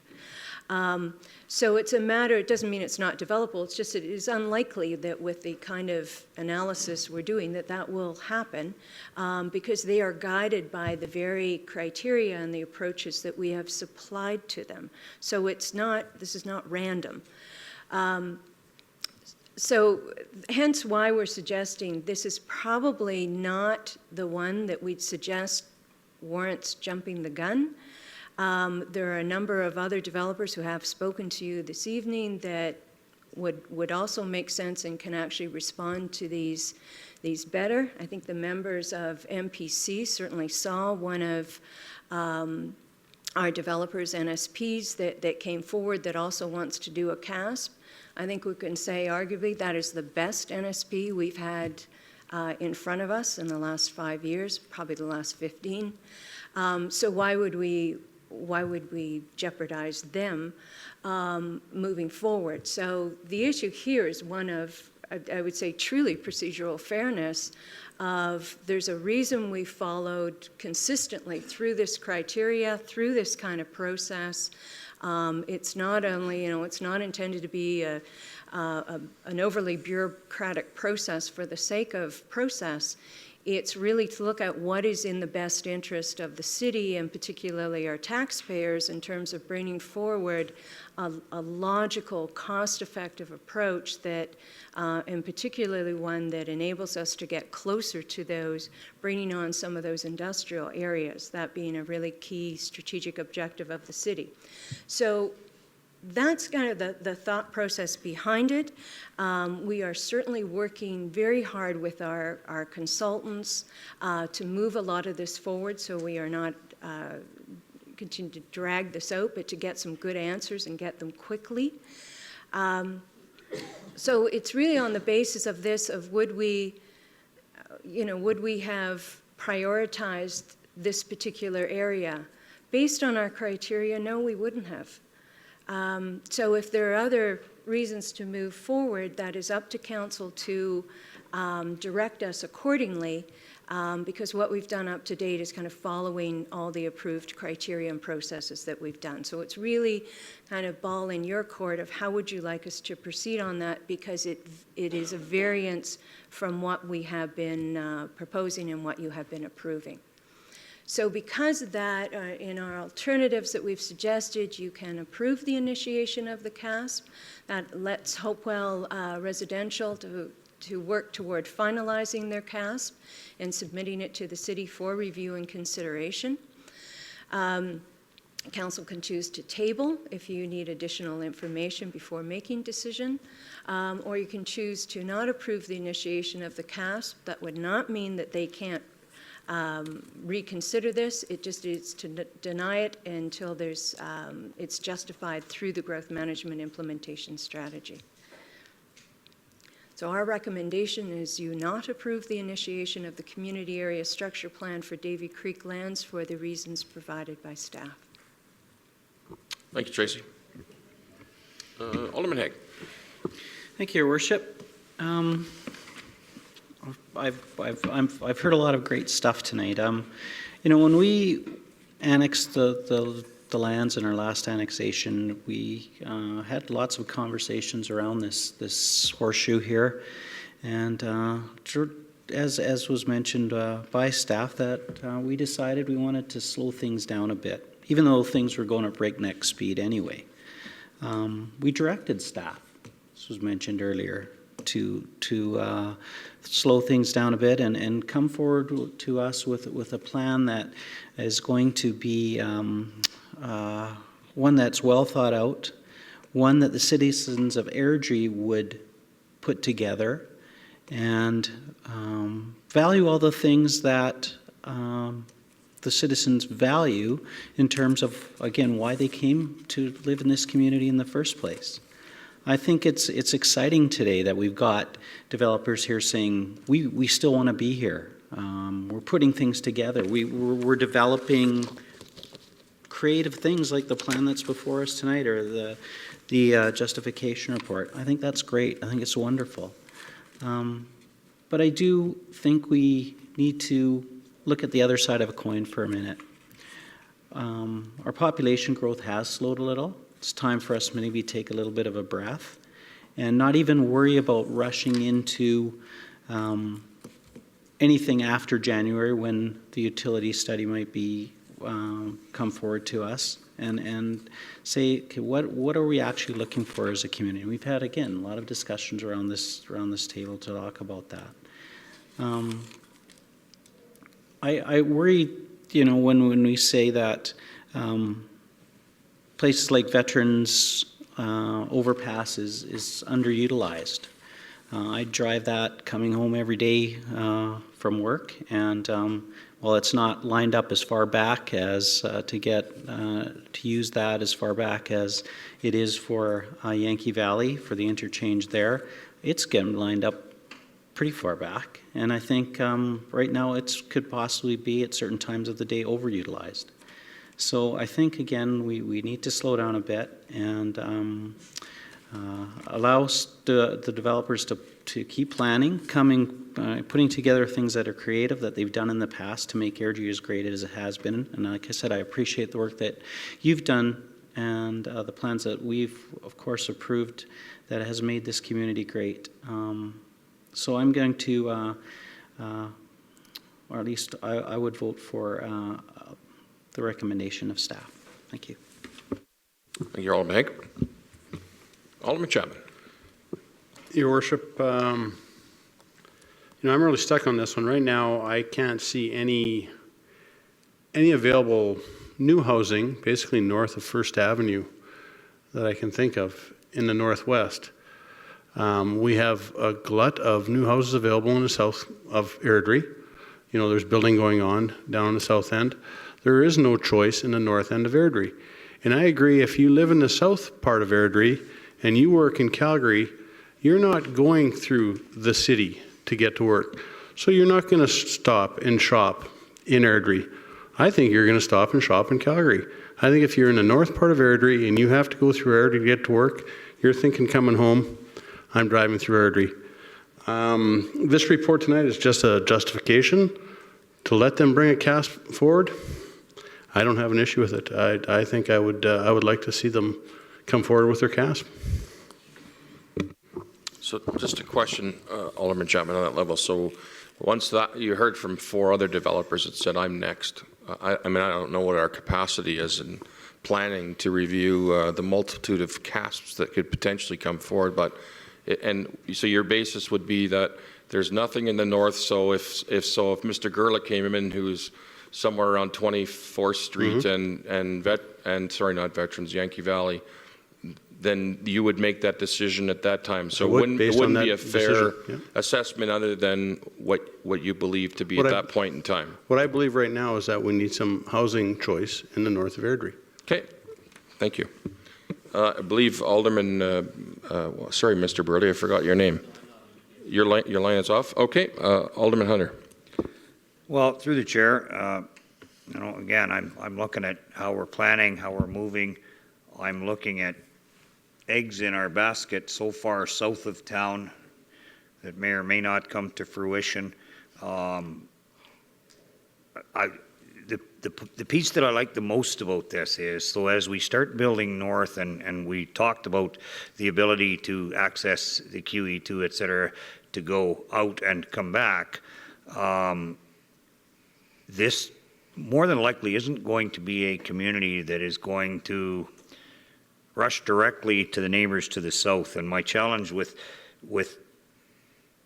not letting this go is the assumption that because this one opens the floodgate for everybody else, certainly doesn't do that. I don't see that. I see that it's a justification report. It sets the bar. I would expect that if anybody else came forward, the minimum that they would have to be bringing in order to service any more lands would be something like this. It's been said a number of times that this does not handcuff the city's ability to put the brakes on if they see something detrimental to the city. I asked a number of times if there was any red flags, didn't hear any. And as we all know, cities don't build homes. Cities don't build roads. Cities look at them on paper, and it's the road builders and the builders that actually build them and make them happen. And for their communities to thrive and to grow, they have to be successful. They have to work. They have to be good communities, and they have to be something that is going to be sold into the marketplace. Building the community is a partnership, not only with the city, but the trades, the communities, the other developers. And my concern right now with this economy, and it was spoken to a little bit, I got two notifications tonight that two more Airdrie dads lost their jobs, and you know, jobs are falling off in other areas, and heavens, you know, to put this off for process, tell that to the fellow that has to go home and tell his wife he's lost his job tonight, and there doesn't look like there's anything coming. I understand and I respect the process, but I don't see anything here that would raise large red flags. There's enough in place that there's enough reins on the horses, so you will, that we can hold them back if we need to, and that I really don't, other than the comment that was made, I believe, by Tracy, that they would have moved on other areas before this one. I guess I'd be curious to know which ones, what have we moved on before, and would those have been ones in the same area, or would those be ones, say, south of First Avenue?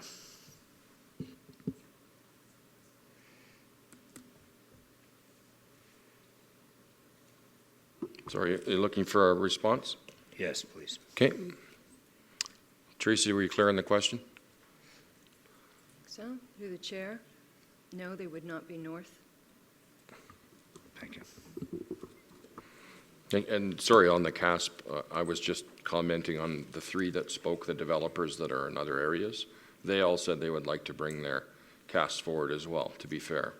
So we have four in here, and that's 100%, right? So But that was my comment. there's nothing stopping them from coming forward with a justification report. No. And And that's what this is tonight. Yeah, no, I understand. Through the chair, we would have the ability to say yes or no to any one of those. I don't think that by saying yes to this, that's going to take away the ability for us to ask for good justification as to each one of them that comes forward, and I certainly wouldn't expect that we would put ourselves in that position. So on that level, my question quickly is, what's capacity like if we had all the perimeter lands and the world the way it is, right? Because I mean, I've spoken to a number of people that are landholders in the last couple of weeks just to say, okay, so are you familiar with the process? Are you okay waiting till January? Yep, no, we're following the process. We're fine waiting. But if it was the other way, the decision was whatever council's wishes tonight, to proceed in this direction where we don't have really that justification piece, and we haven't done all the work, do we have the capacity and planning as we currently sit to sift through all this information with what our workloads are today? Through the chair, the challenge right now, we've got a number of NSPs in terms of the workload on planning and engineering has been high on those, as well as the land use bylaw. So in terms of, excess staff, not a lot. And if we're going to be doing justification reports for all the developers on the periphery, could take some time. The challenge is more of what would you like us to trade off if we're not increasing capacity.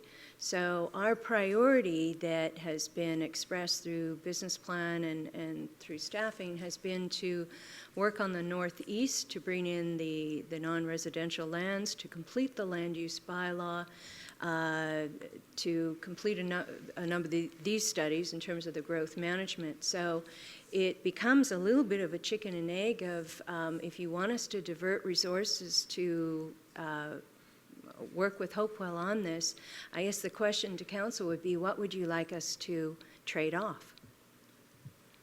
Okay, thank you. Sorry, Deputy Mayor Coulson, you'd like me on. Thank you, Your Worship.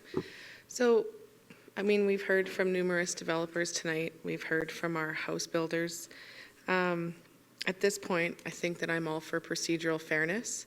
And it's very difficult to say that one CASP should precede another, should be followed up by a completely different one. So going forward, I think that when we're coming out with tools after the master utility study, I would like to see some feedback as far as what are the developers in our community going to offer. We've heard that we'll offer school sites, we'll offer sites for rec centers, we'll offer parks. We have all of these great things, but how willing are they to work collaboratively with the city, and what our vision is moving forward, and what a resident's vision is for what our city could be. So I guess those developers would run to the top of my list after that study is finished to see, what are we getting back from having those lands be developed, rather than a developer or a home builder coming in and saying, this is what we're going to do, we need you to approve it.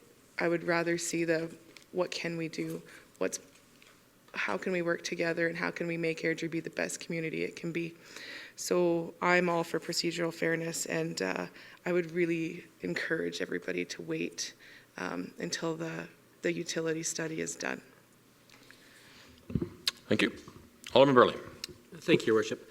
A couple points first. I don't think there's any doubt that Hopewell and their partners will build a great community. I don't think that's any discussion of council here. We know they'll be an asset in our community when they develop. As well as with the annexation, I was on the annexation team, and when we got the land, we more than doubled in size. And we did put the brakes on things because we needed to bring those lands into the fold properly. And without all the studies done and the documentation done, I don't think we can do that. And I don't think it's a procedural issue Hopewell applying now. I believe they can apply any time, and they did follow all the rules, I think. Just other developers listened, and Hopewell said, no, we're still going to do it, and that's okay. It was within the rules. There's nothing wrong with that. But without the growth management and development sequencing study completed and the master utility study, I don't think we want to go ahead with anything until we're sure all our ducks in a row. And that was a part of the annexation. Let's make sure everything's ready before we go ahead with the development community. And that way, when we do develop, we can be proud of every development we put in, the sequence we do it, and we did them in the right way. Airdrie, when we talk about the north or the south, I can walk from one end to Airdrie to the other in under an hour. And I'm getting old, so it's a slow walk. But I can do it in an hour. So it's still not that big to drive through. It takes you 5 minutes, 10 minutes in traffic. So I don't think that's an issue whether it's developed in the south or the north. I just think we need to do it right, and do it right with the annexed land, where we have made mistakes in the past with development and going ahead maybe when we shouldn't have. I think now waiting a few extra months to make sure that everything is right before we go ahead, I think is the right thing to do. So I'll be supporting staff's recommendation. Thank you. Oh, it's now me. So, first of all, I appreciate everybody coming in and providing their input. I thought, I could probably talk to you for half an hour about all the information that I've come across in the last few weeks, and certainly tonight. Again, I appreciate all the feedback from everyone, again, I think when we go back to the city plan, I don't believe those north lands were even included at the beginning of the process. Council was very adamant about inclusiveness of having that, and Elaine touched on it, was the options for people. So you might not want to live on a busier corridor or somewhere off 24th Street, and no offense to Coopers, everybody loves to live in Coopers, but maybe you want to have an option to go to other areas of our city. I know when I moved here, I had two choices. One was in the north and one was in the south. Unfortunately, a newer home wasn't an option to me at that time. But I also agree that Hopewell has done a great job, and and I have the difficult time with the new and the old because I'm a relationship guy. And Hopewell was here when we were a smaller community. McKee was here when we were a really small community.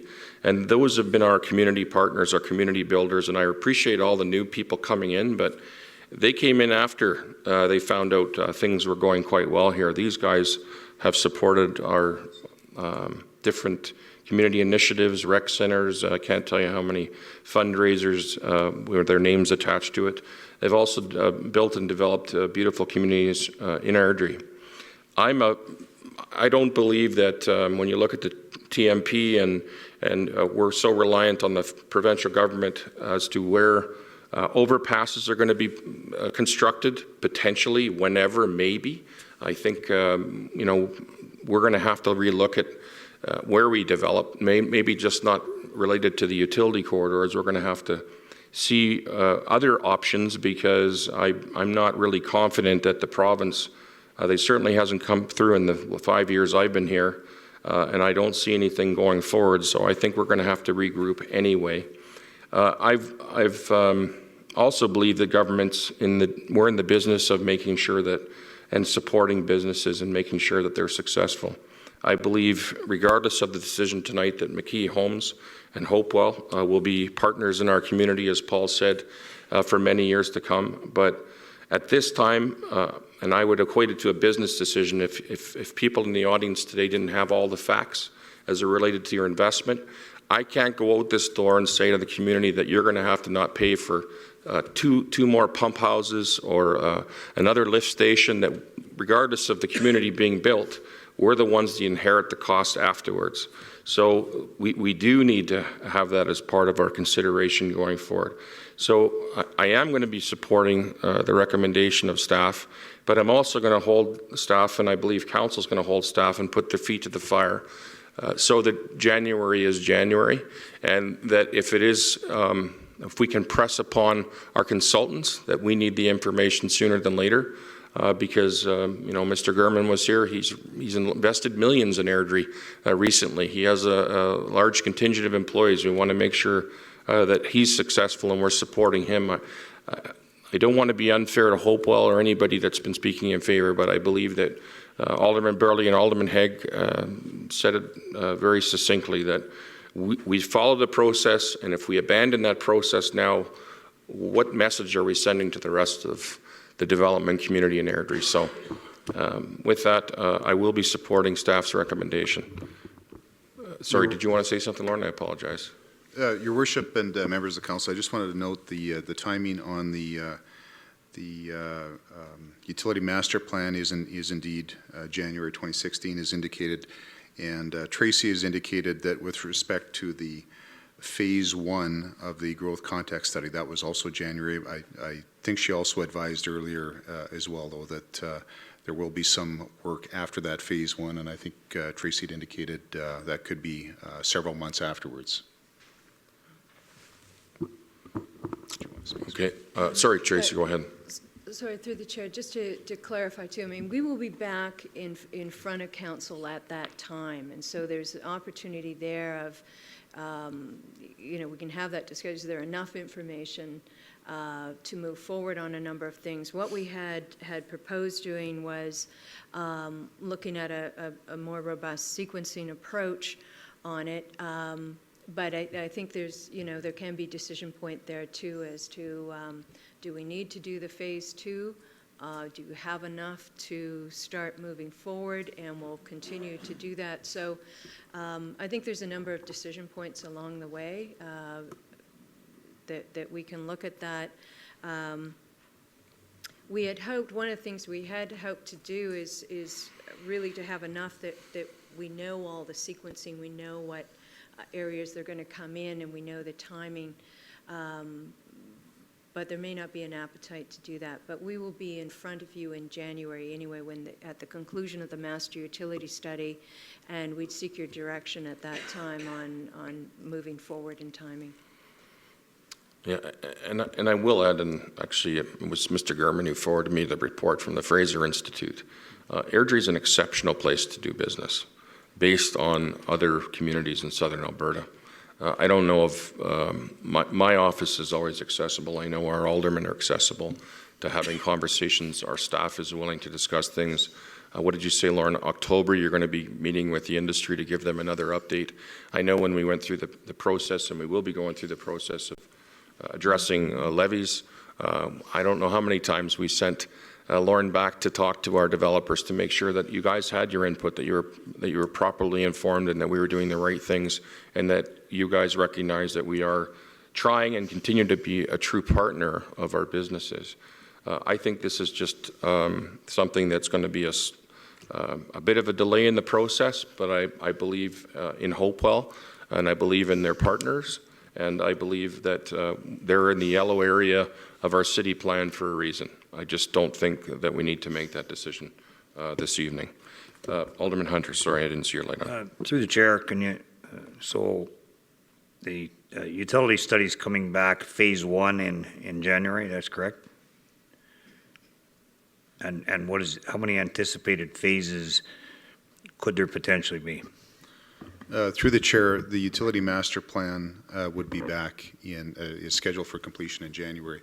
I think my comment about the growth context plans, which Tracy has spoken to, maybe I would let her speak better to that. But the reality is she wants to look at, and we've already got a consultant working on population updates, land consumption projections. I think what Tracy has alluded to here is depending on to what extent we want to undertake additional work past January on that will be a discussion that will return back to this council table when an update is provided on the growth context plan.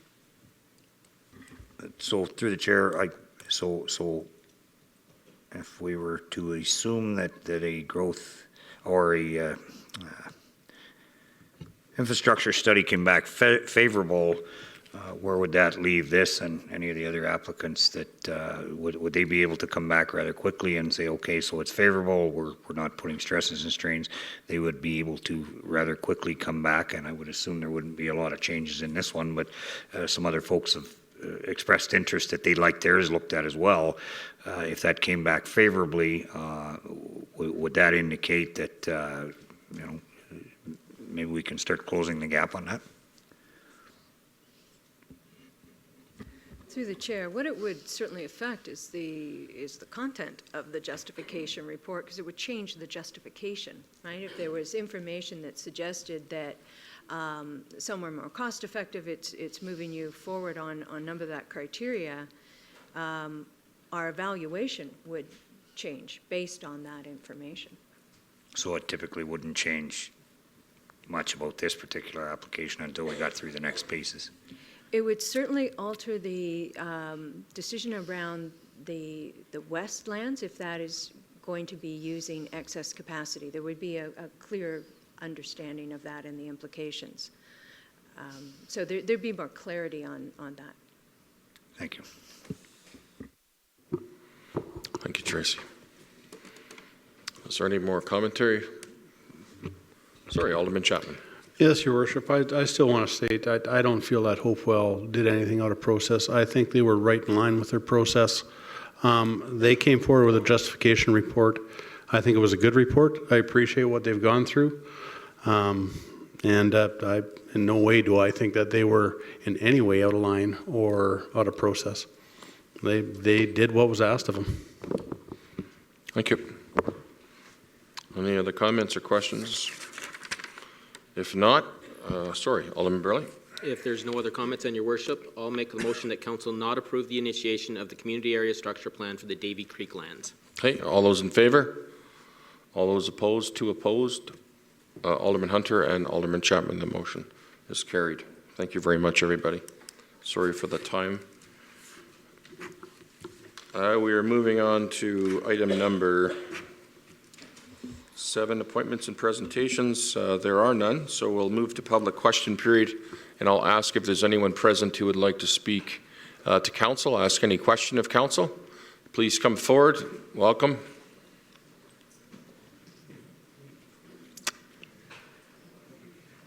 Boy, I didn't mean to clear the room. I don't know what happened here.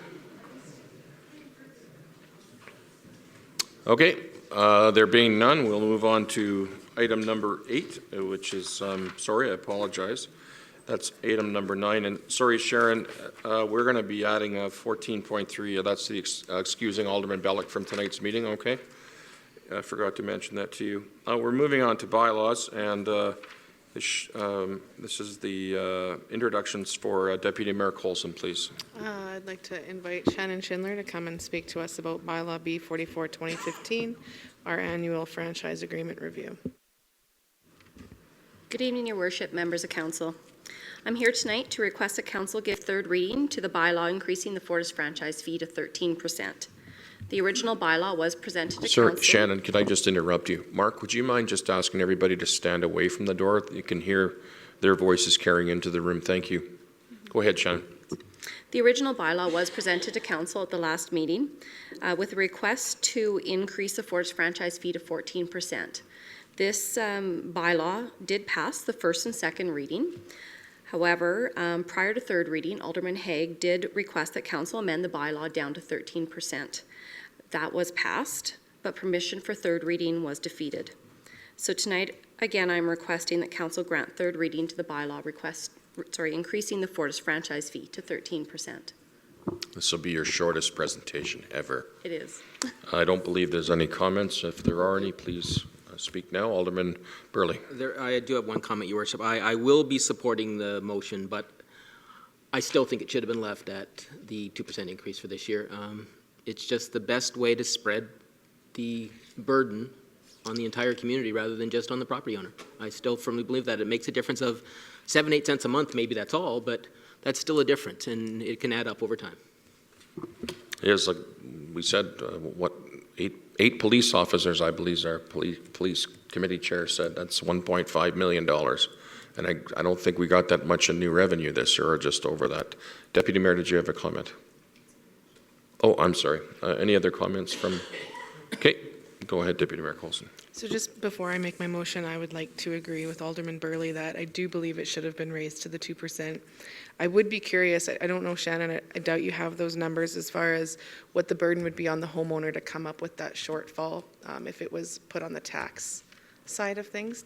Were you able to come up with that? I do, actually. Okay. So in order to raise $250,000, that equates to a 1% franchise fee increase, which would affect the average resident by 66 cents per month.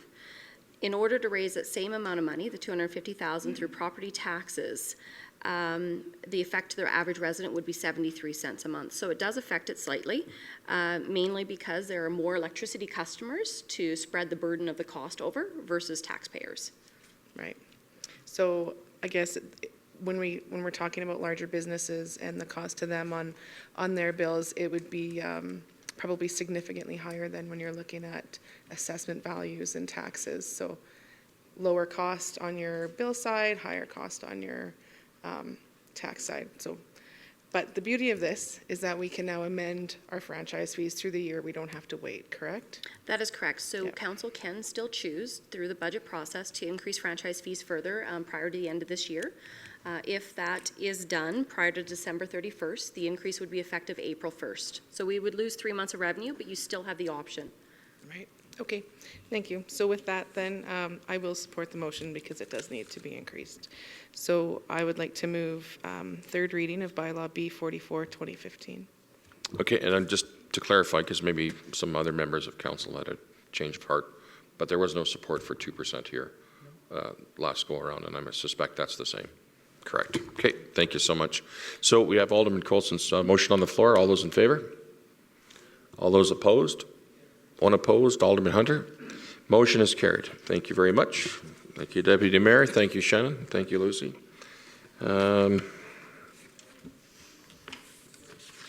We are moving on to the next page. I wonder why I can't see things. I'm not wearing my glasses. Definitely is certainly a help. 11, financial position. We have no items. 12, we have business arising. This will be an interesting one that hasn't come to council for quite a while. 12-point run. Oh, did I miss 10.2? Oh, my apologies. Oh, you're right. We did. Sorry, 10.2. Introductions, Alderman Hunter, please. Sharon has come forward to introduce the amendment to Assessment Review Board Bylaw B47, 2015. Your Worship, members of council, I'm here tonight to talk to you about proposed amendments to the Assessment Review Board bylaw. Basically, they fall into 3 categories. The first is just some minor definition changes to bring us more in line with the Municipal Government Act. The second is to provide provision for the clerk of the board to delegate their role when they are out of the office, and that currently was not included in the bylaw. And then the last piece is to try and perhaps streamline the complaints when they come in. Recently, the MGA changed to allow a 60-day complaint period, and what staff are finding is that the bulk of those complaints are still coming in at the 60-day point. So what staff would like to do to try and spread that load out over the complaint period is to offer a discount similar to a voluntary payment tag on a bylaw ticket. So we'd like to offer a discount to those people who provide their complaint within the first 30 days. And so what this does is this really spreads out the work for the assessment department in looking after those complaints and working with the businesses, because it's primarily agents who file at that point, and very much working with them to make sure that the assessments are correct. And so at this point, we are asking for 3 readings, and council has 3 alternatives. They could choose to give all 3 readings to the bylaw. What this does is there is a minor impact on potential revenue. Depending on the number of complaints, it could be anywhere from about $1,500 to a high of about $4,000. Typically, in the Assessment Review Board complaint fees, we average around $10,000. And so what happens is if a complaint comes in and there is an adjustment made to that, either by staff or by one of the boards, that complaint fee is returned to the complainant under legislation. So the only money we actually retain is that money that is where a complaint is withdrawn or we are successful at the review board level. So council could choose to give 3 readings. They could choose to ask us to provide them with further information or amendments to the bylaw should they feel it's not complete. Or at this point, they could choose to defeat bylaw B47 at first reading, and that would essentially leave all of those pieces at status quo. And I'm available for questions. Alderman Hunter. Through the chair, can you speak to how many were withdrawn compared to how many unsuccessful? It stated 32 were withdrawn or were unsuccessful. What's the split between the withdrawn and unsuccessful? I'm sorry, I just need to get back to that page.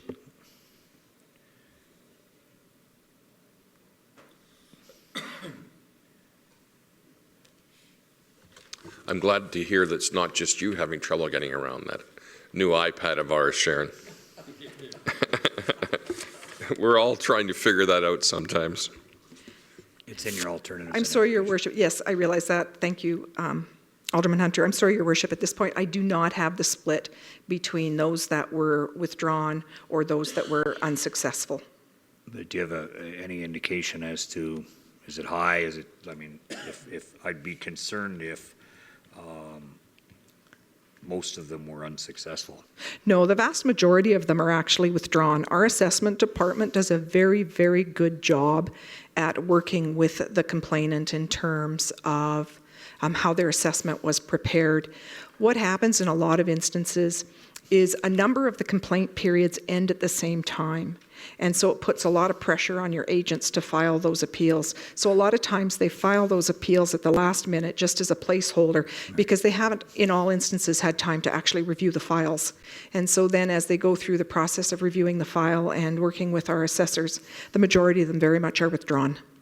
Okay.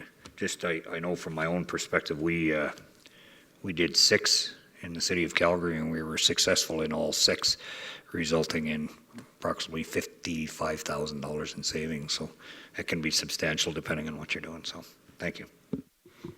Sorry, if I can just add, because I talked to Larry for quite a while about this. There was a number, this year was the highest ever because we had that significant increase to the business community. And he said that they reevaluated a number of them. And I don't know if even Lucy would have that number, but I thought it was pretty high that we adjusted and came to resolution with the client as to what the actuals were. Do you have those numbers, Lucy, if you could share them? Sorry to put you on the spot. Thank you. Just to maybe just add a tiny bit to that, I don't actually have the exact numbers with me right now. I'll just try to recall from memory, but absolutely, Mayor Brown, we did have a year because of the high increases in our commercial assessed values, that there was quite a number of reviews put forward within that complaint period, within the review period, and they worked through many of those. In the end, I believe that we had about 6 that we had hearings for. And I think at current time right now, we maybe have 1 or 2 of them that haven't been completed yet. So we did really well. Okay. Thank you.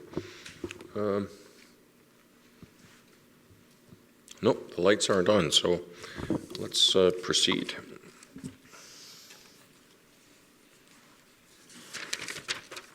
My apologies. I believe you're up first, Alderman Hunter. So, no further discussion. I would like to move first reading of Bylaw B 47/2015. Thank you. All those in favor? It's unanimous. And Alderman Haig. Thank you, Worship. Would like to move second reading. Thank you. All those in favor? It's unanimous. And Alderman Burley. Permission for third, Your Worship. Thank you. All those in favor? It's unanimous. And Alderman Chapman, please. Your Worship, if I could move third reading of Bylaw B, what are we at, 47/2015. Perfect. All those in favor? It's unanimous. Thank you, Sharon. Now we're moving on to page 2. 11, we have no financial position this evening. Item number 12, business arising, and as I said, I was looking forward to 12.1, and I received lots of different communications from residents on this issue. So, Deputy Mayor Coulson for introductions, please. I'd like to invite up Lynn McKenzie, and it looks like she has one of our bylaw officers to join her, and I too am very excited to hear this. He's hiding. Two bylaw officers, one slightly shyer than the other.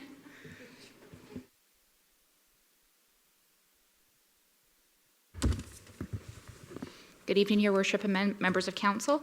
I'm going to introduce first, we have Officer Brad Tomlinson with us and Officer Wayne Sum. Tonight, staff is here to provide Council with some information on the feasibility of including cats within the proposed animal control bylaw. Council at their May 25th meeting did direct staff to return with options to include cats.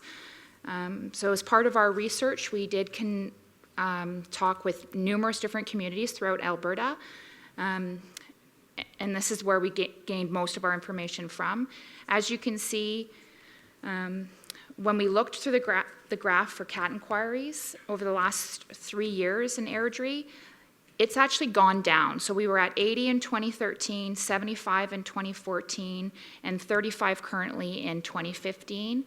Those do include at the Airdrie Fest, where we did get some people that came in and did, give us some feedback over whether or not they would support having cats included in the animal control bylaw.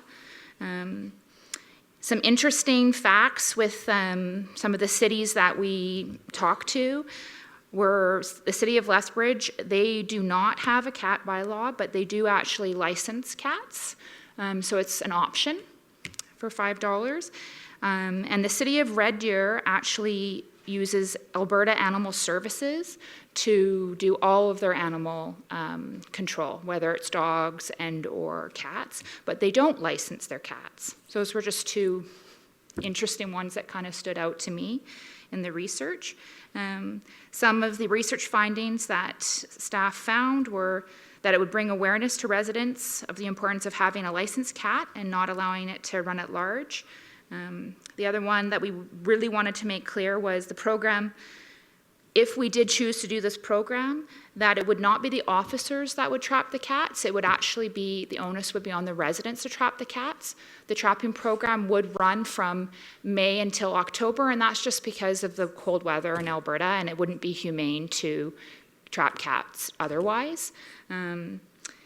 Licensing cats is an essential form of traceable identification, so it would sort of go with the city's emphasis on responsible pet ownership, because the emphasis would be to try to return every animal to their owner.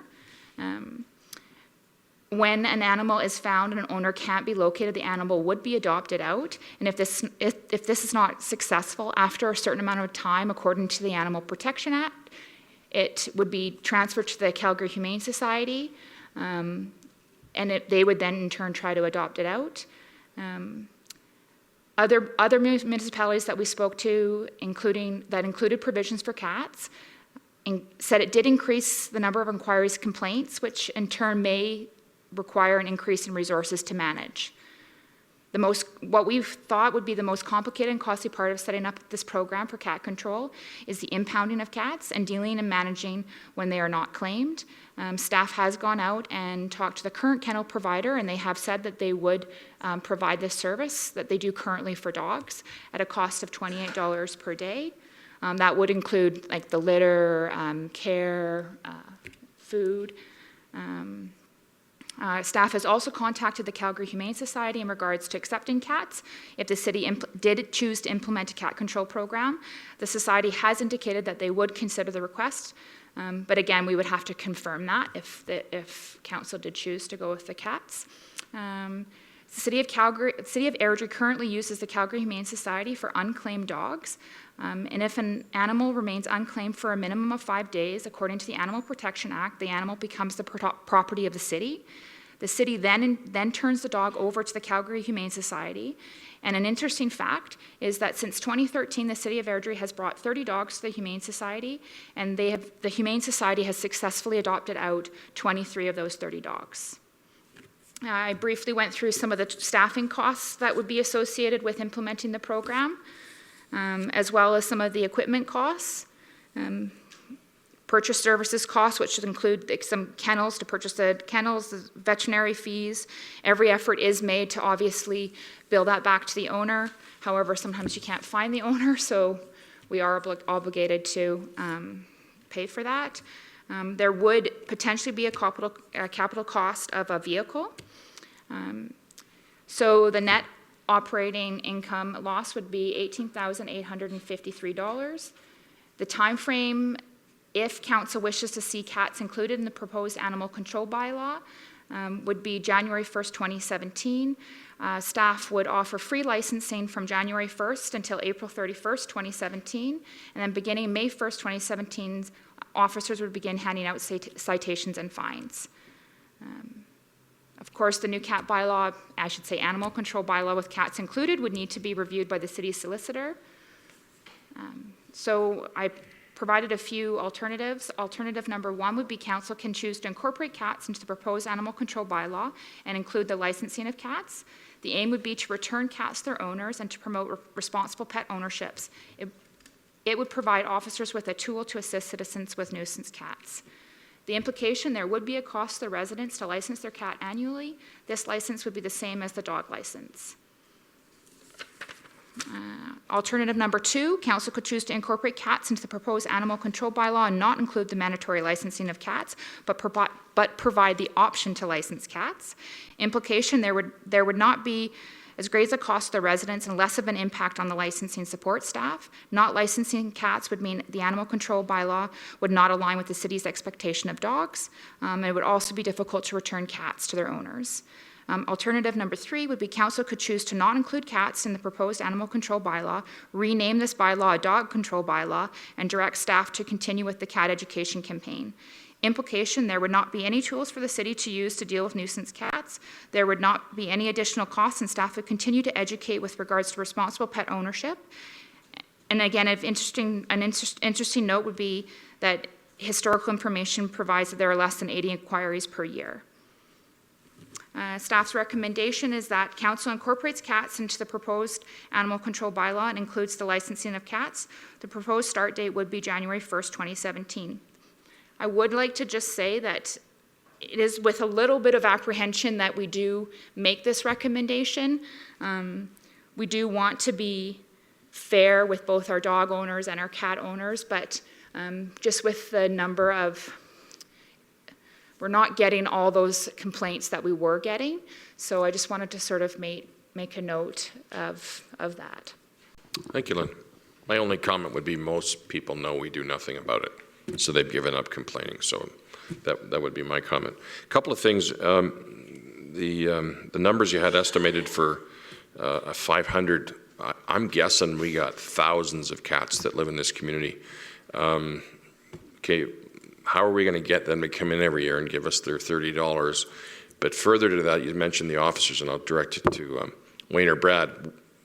You identify a cat in a lawn. I mean, you're going to track the cat down because most cats are roaming, so just because it's on a lawn doesn't mean. I'm just trying to figure out how this is going to work, because I've seen it in other communities and it's just a dismal failure as far as enforcement. People's expectations get high. I know my neighbor came over to me last year and I thought he was going to knock my head off because he had a persistent animal, and I said, as it relates to that, you have every right to go rent a trap, because we have people who rent them in the community from different rental agencies. And if that cat is on your property, you have every right to capture it, and you can take it to the Humane Society, or I won't suggest other places, but that's from the RCMP. They said he's trespassing, and you've spoken to your neighbor and they don't seem to care, so you have every right to get that animal off of your property, right? So I guess my question to you guys is, how are you going to citation cat owners if they don't have any identification and you happen to see a cat wandering, or you get a call or a complaint on that? And what do you guys anticipate for time commitment to track down these very, vicious animals running around the neighborhood? Sorry, don't mean to make fun of the situation. If you could answer that question, that'd be great. Thank you. The bylaw wouldn't be based on tracking the animals at large. It would be based on nuisance animals being trapped. So we would provide the traps. So that sorry, in your presentation you said citations would be issued to people who don't have a license. So you would only do that with the animals that get caught but don't have any identification. Okay, so you're hoping that the person who captures them will tell you where that person lives. Okay, sorry, I'm just following you along here. The majority of cats, from my experience, are either microchipped or tattooed in their ear. We can track through that going through veterinary services. I have seen the program in another municipality work successfully. The licensing would be based off of both advertisement through responsible pet ownership, so through the papers, letting the public know that we do now have a cat bylaw and a program, as well as offering free licensing perhaps for the first period of time and promoting it. Once we start trapping cats through the public, which would be a service provided by us, tracking the owners through there would then increase the licensing as well, because the irresponsible pet owners who would be allowing these animals to be at large would have to come in after the cat's been identified, and we would track them through that, and that's how we would continue the licensing program going forward. Okay. And one was around the euthanizing the animal. We had a presentation to council, and maybe my colleagues can recall, forget the gentleman, he's not here anymore, but he presented, and he said the vast majority of cats that were captured in every outlying municipality were euthanized. That's not the case anymore, or are the owners? I'm just curious what your statistical data came forward with. I would beg to argue. I had previously worked in Cochrane, where they have a cat bylaw, as you may be aware, and out of all the cats we trapped, the only one that was ever put down was hit by a car. The rest have been adopted out, which would also bring up the fact that Airdrie doesn't have a humane society, so they would be going to Calgary if they're not claimed. As they become the property of the city of Airdrie, that's going to be a big part of it, but it's not that they would be euthanized. They would be readopted out as they're doing in Calgary. I think going forward, it's going to be an issue because Airdrie's going to grow. Like you say, the majority of the public doesn't know or assumes that we don't deal with cats, as that's what we've done in the past. But to simply Band-Aid solution it, you're going to see, like Calgary, will continually come up in the future as the municipality grows. And I think it's a huge tool for the officers as well as a service to the community, right? Going forward, that Airdrie should be proactive like these other municipalities in dealing with cats. Thank you for your response. I'm laughing because the mayor told me that they trapped a cougar in somebody's yard, so that's quite the big cat to catch. Alderman Burley. Just one question, Lynn. With regards to the communities that you got responses from, they have no cat bylaw, but they have licensing. How does that work? I mean, so they have a licensing, but they don't enforce it then?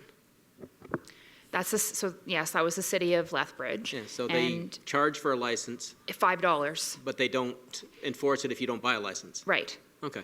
It's a tool. When I spoke to them, it was a tool for those owners that in case their cat would get out, that there was a way to return that cat. And that's ultimately what the licensing program is about, is we really want to get those cats back to their owners. Did they say how many cats they actually had licensed? Sorry, Your Worship.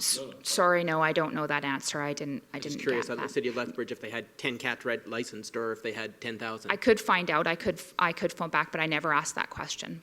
I would like to get that sort of information. So would I. Good question. Okay. Alderman Hunter. Through the chair, can you speak to these municipalities that rent out the cats as to numbers of cats that they're capturing? I can speak specifically right now to the city of Grand Prairie, and that's where I sort of base my numbers off of. So their first year that they started their program, they got 800 cats licensed. With regards to trapping, I don't know how many cats they actually trapped. So would we assume that they got them licensed by capturing them? Through the assumption. Just voluntary, right? So, but we can't speak to the jurisdictions that rent the cats out as to how many they're, I guess I'd like to get a sense as how many are ending up in humane societies, et cetera. I can't speak to that a lot. City of Edmonton and City of Calgary, they have everything together, so they could give me a cost compiled between dogs and cats. They weren't able to separate the two. Okay, yeah. Thank you. Alderman Chapman. Yeah, Your Worship, you know what, I'm in favor of this cat bylaw, and I am a cat owner. I've got a cat that is now 17 years old now, has never gone outside, but I'm still looking forward to this bylaw. I'll be the first one in line to buy that license. You know, our cat is tattooed, but I just have a question. For the cats that are chipped, the machine that reads it, is that a CAT scan?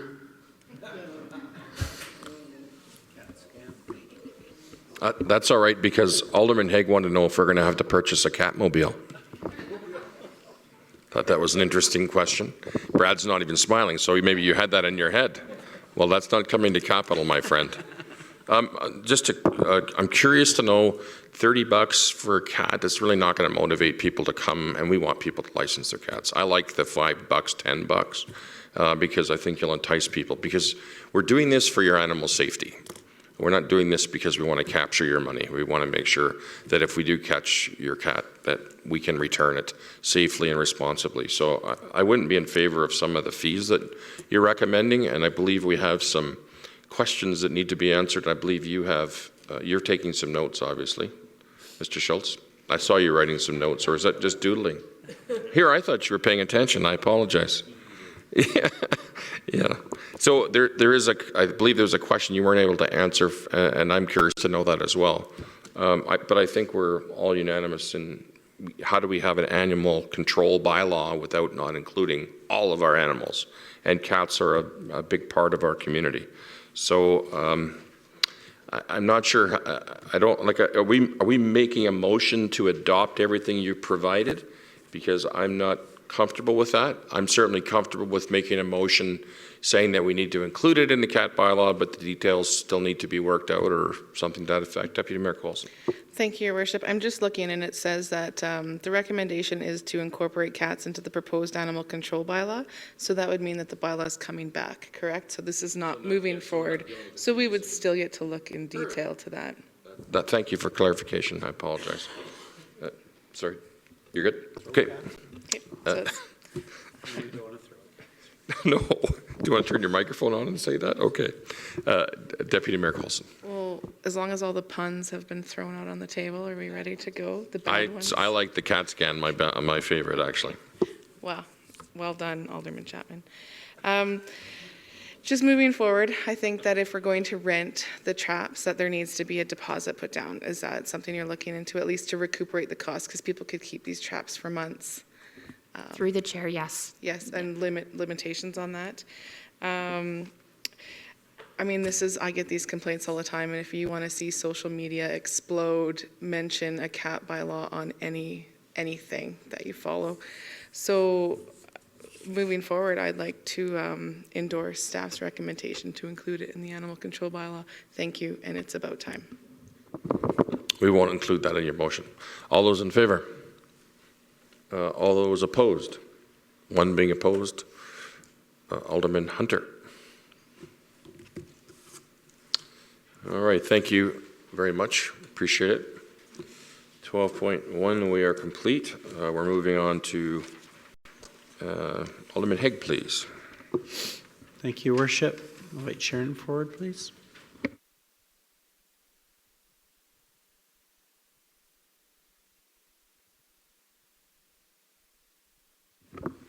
Your Worship, members of Council, you will recall that at the last meeting you agreed to participate in the Urban Municipalities Task Force. At that time, Council members were asked to provide their choices over the next couple of weeks as to who they would like to see serve on that committee. The city needs to appoint 2 people to that committee, and the results that came in when council members let me know what their choices were Mayor Brown and Deputy Mayor Coulson. So at this point, we're asking that council appoint Mayor Brown and Deputy Mayor Coulson to the Urban Municipalities Task Force. Thank you, Sharon. Alderman Haig. Thank you. So I'd make that motion, Your Worship. All those in favor? All those opposed? None? Motion is carried unanimously. Thank you very much, Sharon. We are moving on to agenda reports, and this is always an exciting one. Alderman Chapman for introduction, please. I see Greg Lockhart has already taken his position, so if he could present to us, please. Get on my old guy glasses here. Good evening, Your Worship and members of council. Presenting a report regarding providing council with the annual review for user fees for recreation facilities and programs, and proposing fees and charges for 2016. The process used to determine these fees is annually administration gathers data. We gather data and user fees charged by comparable facilities, and councils endorse municipal benchmark communities. Administration reviews the information to understand current facilities and program fees in relation to comparison facilities, to investigate trends in pricing and marketing strategies, and to make recommendations for future user fees in line with council's strategic priorities and fiscal stewardship. Part of our recreation model, recreation facilities have been operating within a council expectation that user fees and charges should offset the operating costs. Administration strives to balance cost recovery targets with promoting community use and ensuring accessibility for all citizens. The next page there is a list of the recovery costs or operating costs for the last 5 years for both Genesis Place and the arenas. Some things that impact the facility cost recoveries. The City of Airdrie is in a reciprocal use agreement with Rocky View School, where the schools are allowed to use the facility during the daytime. And the second one is a waiver of fees policy, which allows events that affect the community, such as Remembrance Day or the hospital gala that was held there this weekend. Those are done at a no charge, no rental fee for those events. Participant support program, which allows low income to use the facility with a 50% discount. as well as the new one that council endorsed this year was our Exercise to Participate initiative. And just an update on that one real quick, we have 24 people that have used it to date, and the average usage on those has been 3 times in the 1 month facility or 1 month pass that we've given them. So that one is a little bigger than we thought, but the usage isn't as high as we anticipated as well. Factors that are utilized to establish fees and programs. All of our recreation fees are based on a minimum of 100% cost recovery of direct operating costs associated with providing the program. Part as well, our passes are structured, our administration annual passes are structured to allow access to the multi-use recreation facility. The annual pass is the best value for use, and the drop-in or occasional pass is the most expensive. Annual passes are also our largest source of income for the facility, and it's critical that admission fees are in line with comparable facilities. The first chart that is there is admissions and annual passes. This is our biggest one. This is compared to 14 other facilities, and council was given those in their packages. There was attachments that went with it. The data indicates that Genesis Place is 13.2% below market average on family annual passes. And staff is suggesting an increase of annual passes increased by $4.32 per month for a 5% increase. Also, the data shows that we are 4.7% below market average on adult family passes. And staff is suggesting a 3% increase on annual passes, which is $1.37 per month.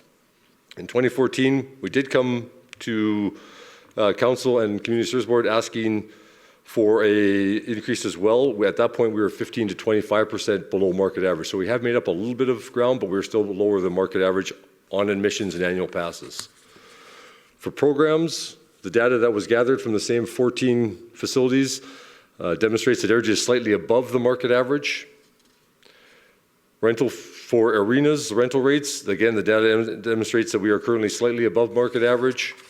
0% increases are looking at there, and facility rental fees, again, we are slightly above the market average, and we're looking at a 0% increase at that time as well. This was presented to the Community Service Advisory Board. The Community Advisory Board voted 6-3 in favor of recommending council increase the 2016 general Genesis Place fees and charges. Alternatives presented to council. Council can choose to endorse the recommendation of the Community Service Advisory Board to increase the 2016 Genesis Place fees and charges for annual passes from $563.25, 3%, and a family annual pass to $1,090.48 for a 5% increase effective January 1st. Some implications. Sales and annual passes have shown a sharp decrease in 2015, and potential reasons for that are the aquatic closure as well as the downturn in the economy. Analysis of the research shows that the only 2 places where fees are below market average are on the family and the adult passes. Registered programs would continue to cover more than 100% of their costs with a 0% increase. And our arena recoveries would be approximately 88%. The recoveries for Genesis Place on the cost recoveries would be between 87 to 90%. The biggest factor that we have right now for Genesis Place is going to be getting our annual pass sales back up to where we were in 2014 before the aquatic closure happened. So that's our plan. Our budget is built on getting those numbers back up to where they were. Alternative number 2, council can choose to endorse an increase of 2% applied to all programs, facility rentals, annual passes, and admission fees. The implications of that, registered program fees would be above market average. Family and adult passes would still continue to be below market averages. This 2% increase across the board would generate approximately $100,000 in additional revenues for Genesis Place.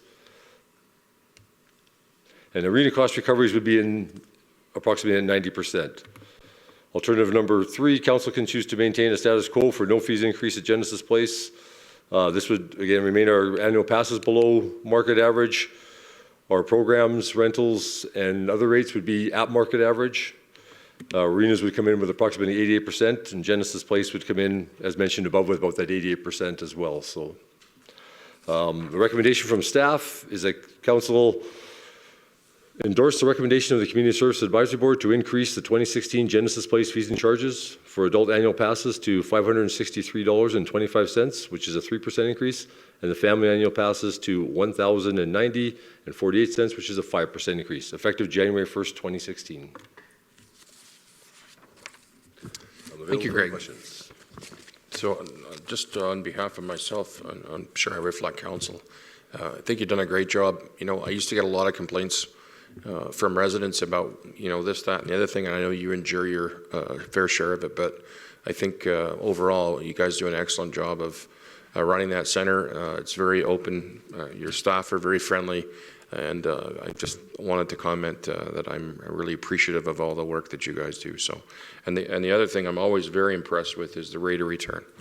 I know you're looking for 100%, but I think when you look at other like facilities around the province, this one is extremely successful as it relates to how much money we have to put back in. So congratulations on that level. I know that's always a hot topic with yourself and your staff as well. But so thank you very much. I would like to say that it is definitely on the staff. They're the ones that get it done every day. So I appreciate that, but they need a good leader to get there. So thank you.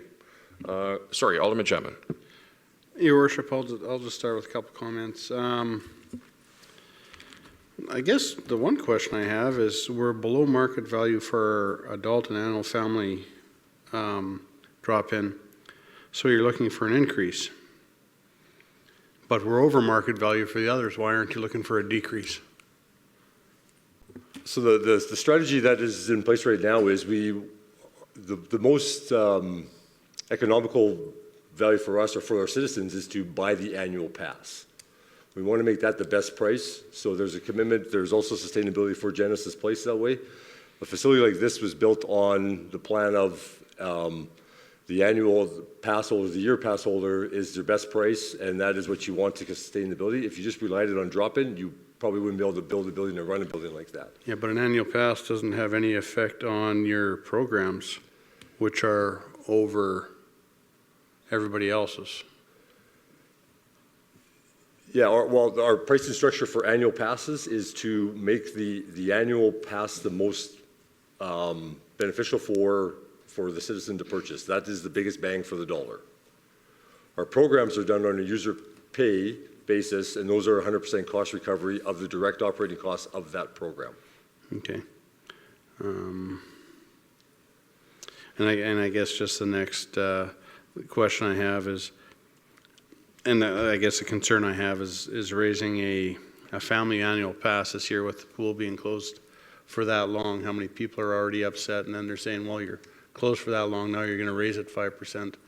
I'm questioning it if it's the right year. Maybe when it's opened up, new tiles, new everything like that, and people see the facility that's there. That's my concern. I won't be supporting an increase. Yeah, and recognizing that we all paid for that tile. Absolutely. Sorry, Alderman Hunter, I didn't know if your light was on. Nope. Okay, Alderman Burley. It's probably a silly question, but why don't we round all our values to the nearest nickel, Greg? I mean, you're eliminating the penny anyway. If they pay $11.07, they only give you $11.05 in cash. So why not just have it at $11.05? Through the chair, when we round these up, we get the feedback, was that 3% or it was down, and it's not actually 3%. So the rounding will happen afterwards. We'll round it to the nearest nickel through our point of sale system. Okay. But we're looking for that 3% increase, and then we round up from there. But people say, well, your math doesn't work on the report. It's not 3%. Okay. Yeah, it's just... Deputy Mayor Coulson.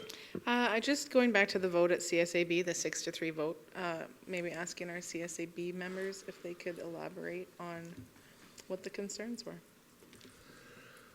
Alderman Burley. I'm trying to remember. Actually, I think they're in the... They are in the report. Yeah, but I was wondering if there was anything missing, because sometimes the minutes are condensed. No, that's pretty accurate effect what it was. It was just more concern about the economy at this time and doing an increase. Right. Yeah. So cost of living, that wasn't considered as an increase? No? Okay. So my comment is, first of all, we get a great rate of return on our investment. It's been a challenge with the building torn apart and a lot of uncertainty and people probably upset or whatever else. But based on, we haven't gone through budget yet. I'm really hesitant to support any, and first of all, I really appreciate CSAB and our community members, and I appreciate all the work you've done, Greg, detailing the report, getting us all the information. But until we go through budget, I'm not prepared to support any increase at this time until I know where we sit across the board as far as increases in our tax rate and others. And so no, I'll be voting against any increase at this time, but yeah, that's where I sit. Thank you. Sorry, Deputy Mayor Coulson. Just a question in regards to waiting for budgets, Your Worship, or maybe for staff as far as procedure goes. Do we need to have those numbers to have an accurate budget estimate? Whether or not we're going to increase, decrease? Through Your Worship, I believe we would take guidance from this meeting and present to you an administrative budget. Obviously, if it did not pass tonight, we would not include, we would revise our numbers. Or if it did pass tonight, that's, I think, what's currently in our draft. But we would do that accordingly. And I think we just try and stay ahead of the game so we have those assumptions built in. So I think that a 5% increase to family passes is a little high. I would be all for a 2% increase, just keeping with cost of living slowly increasing, but it doesn't seem like that's the temperature of council, so I'd be interested to see if anybody else concurs. Okay. Well, if I don't see lights on, I'm going to go right to Alderman Chapman for a motion. Your Worship, at this time, I will make a motion for alternative one. Sorry, Alderman Chapman, can you review? My computer just shut down. Alternative one, council can choose to endorse the recommendation of the Community Service Advisory Board to increase 2016 Genesee Place fees and charges for adult annual passes to $563.25. That's a 3% increase, in the family annual pass to $1,090.48, 5% increase effective January 1st, 2016. Sorry, Deputy Mayor Coulson. You would not be in favor of amending that to a 2% cost of living increase? The motion's on the floor. Okay. I wouldn't. So we'd have to amend after first reading then? No, there's no first reading. No first reading on This is just a motion, yep. So we'll call the motions on the floor. We'll call the motion and see how it goes. All those in favor? How many hands do I see? 2. How many opposed? 4. Motion's defeated. Thank you. Thank you, Greg. Yay. Sorry, Deputy Mayor Coulson. Can I put another motion on the floor, Your Worship? I would ask for a procedural on that one, Sharon. Okay, I will allow it. So I would like to move that we looked at increasing our fees to 2%, which is on par with the cost of living. Alderman Burley. Just clarity on that, it's just on the adult annual passes and the annual family Both, pass? straight across the board. But not the rest of the, Nope. just no, these just, two? Yeah, Okay, what's thank been you. presented to council tonight. All right, thank you. All those in favor? All those opposed? 3 opposed, motion's defeated. Thank you again, Greg. We're moving on to correspondence. Sorry, I shut my microphone off. 14.1 and Sharon. Your Worship, members of council, you have 2 pieces of correspondence this evening. The first is from a gentleman requesting that council consider restricting the placement of political signage on private property, to private property and off public lands. And the second one is from the Airdrie Public Library requesting $18,000 for the purchase of smart lockers that are to be located at Genesee Place. Thank you. Alderman Hunter, I believe you are on the first one, 14.1. Yeah, motion to file a correspondence on political signage. All those in favor? Oh, sorry. Do you have a question? Yeah, I would just like to have a little bit of discussion around it. We get this brought up numerous times. We're constantly filing this type of correspondence. So anything? Well, we had a motion before council, I don't recall when, around political signage and Yes, having I it in do. certain areas, but it was loudly defeated. Yeah, so I guess I would just like to state that the necessity to have 6 signs clustered within 10 feet of each other for the same candidate. I mean, I think that it is a nuisance, and it is, what do we call that? When the signs, like proliferation of A mess. signs. Yeah. So I understand where the residents are coming from, and I really would like to see us come up with something that says, you know, if you have signs within 30 feet of each other, you don't need more than 2, something along those lines. But One every 30 feet would scare me as well, potentially. but it, Well, so it let's put. happens, and it has happened. So your point's well taken. I'll put it back to, before we hear the motion, is there any comment from council? Yes, sir. Sorry, go ahead, Alderman Hunter. So I guess the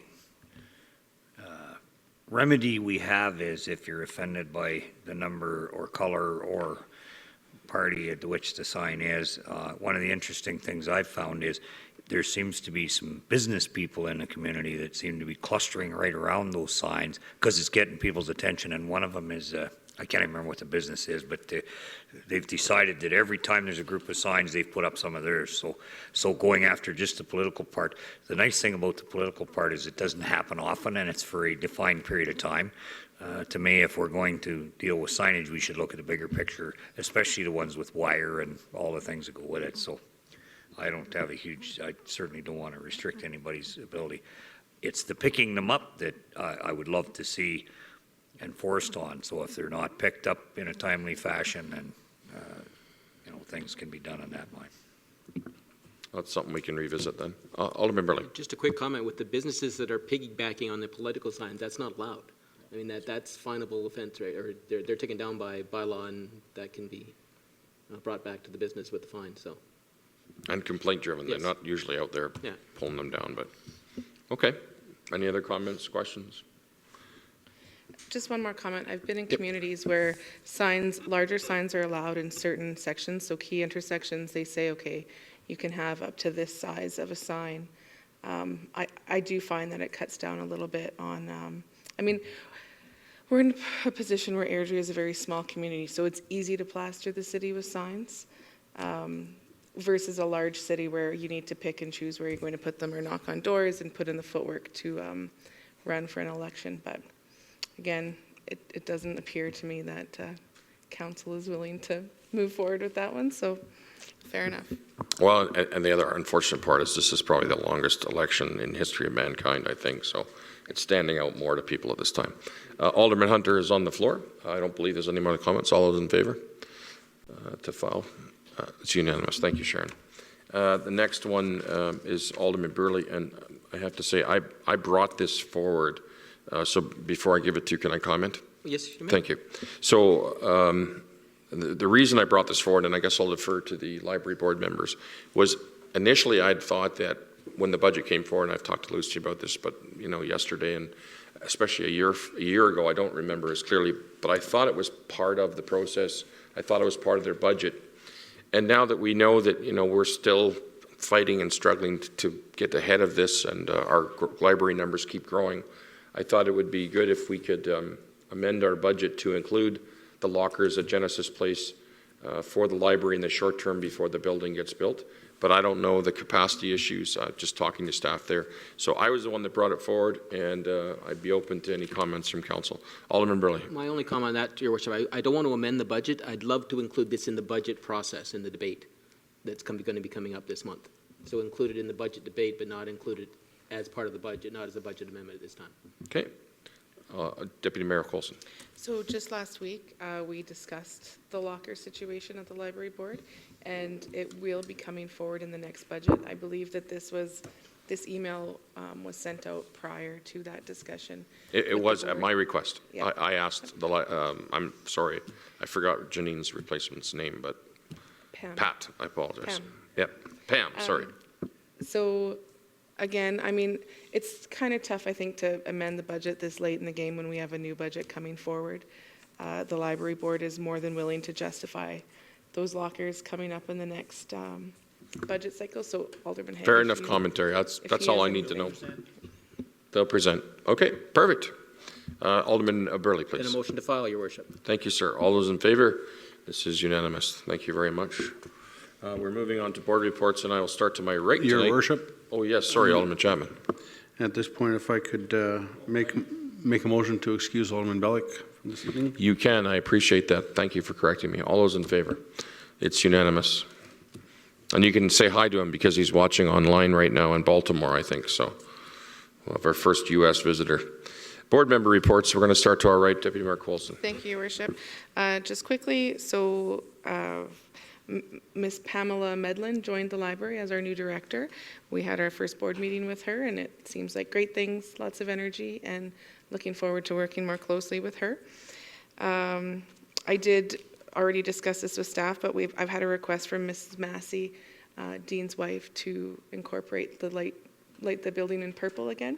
So that'll hopefully be coming at the next meeting. She's an amazing lady. Alderman Burley. Thank you, Your Worship. I'd like to make a motion that we proclaim October 19th to the 25th as National Teen Driver Safety Week. Excellent. All those in favor? It's unanimous. Get rid of that. So just on that, our ME and RCMP were on Main Street, and they gave out, and I don't know the time period, it was a couple of hours, 400 distracted driver tickets. 400. Yeah, pretty amazing. You would have heard that in your meeting as well. Anyway, sorry, did you have any other comments? No, or board nothing reports? else, Your Worship. Passing me to Alderman Haig. Thank you, Your Worship. I'd like to put forward a motion to proclaim October 7th as Cerebral Palsy Day in Airdrie. Excellent. All those in favor? It's unanimous. Thank you. Any other comments, sir? Okay, Alderman Hunter, I know what you're going to talk about. Yes, sir. I gave that to you. What an incredible Airdrie Health Foundation gala, and so we're waiting anxiously. I won't let the cat out of the bag with the fundraising, but it was really an awesome event. We had some people step to the plate to sponsor it, and it was an incredible event. It was a good time was had by all, and looking forward, we've already started talking, at the very least, about planning what next year is going to look like. So healthcare is on the move in Airdrie with Airdrie citizens and business community and all the partnerships there. So it was really well attended, and look forward to seeing what the next one's going to be. Yeah, and I think you could elaborate with council and let them know some of the items that the foundation purchased that the announcement would be. Don't think everyone's aware. Absolutely. So the nice thing, so a fetal monitor, baby fetal monitor for the, it's not called the not birthing clinic, but prenatal clinic, which is pretty incredible to think that we didn't have one in our community to do that, and approval for ultrasound, which ultrasound along with the training for the right doctors to use it. So moving forward, we're getting more and more equipment for the doctors in Airdrie, for our citizens, and certainly we're really well staffed as far as doctors, and so and probably the big announcement, I'm sure most people have heard, the donation of land by the Hamilton family, which is a pretty incredible thing. They are huge philanthropists in our community and continue to be, and it was just an awesome and a teary-eyed event, I can say.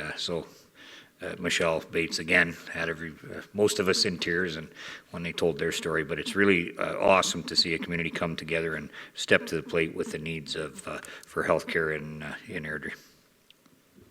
Thank you. Alderman Chapman.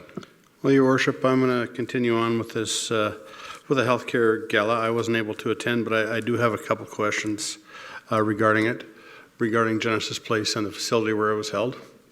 I would like confirmation that it was rented out at market rate, and I would like to know how many hours the fitness center upstairs was closed for that event. Greg, you're still here, so I'm going to put you on the spot. Thank you. I believe he said that it was at no charge in his presentation, but through the chair, they did make a request for waivers for waiver of fees as a benefit to the community. We accepted that waiver, and it passed all the recommendations for that waiver, so the fees were charged. And the fitness center was closed down at 5 o'clock. We would normally close down at 9 o'clock, so we shut down for 4 hours.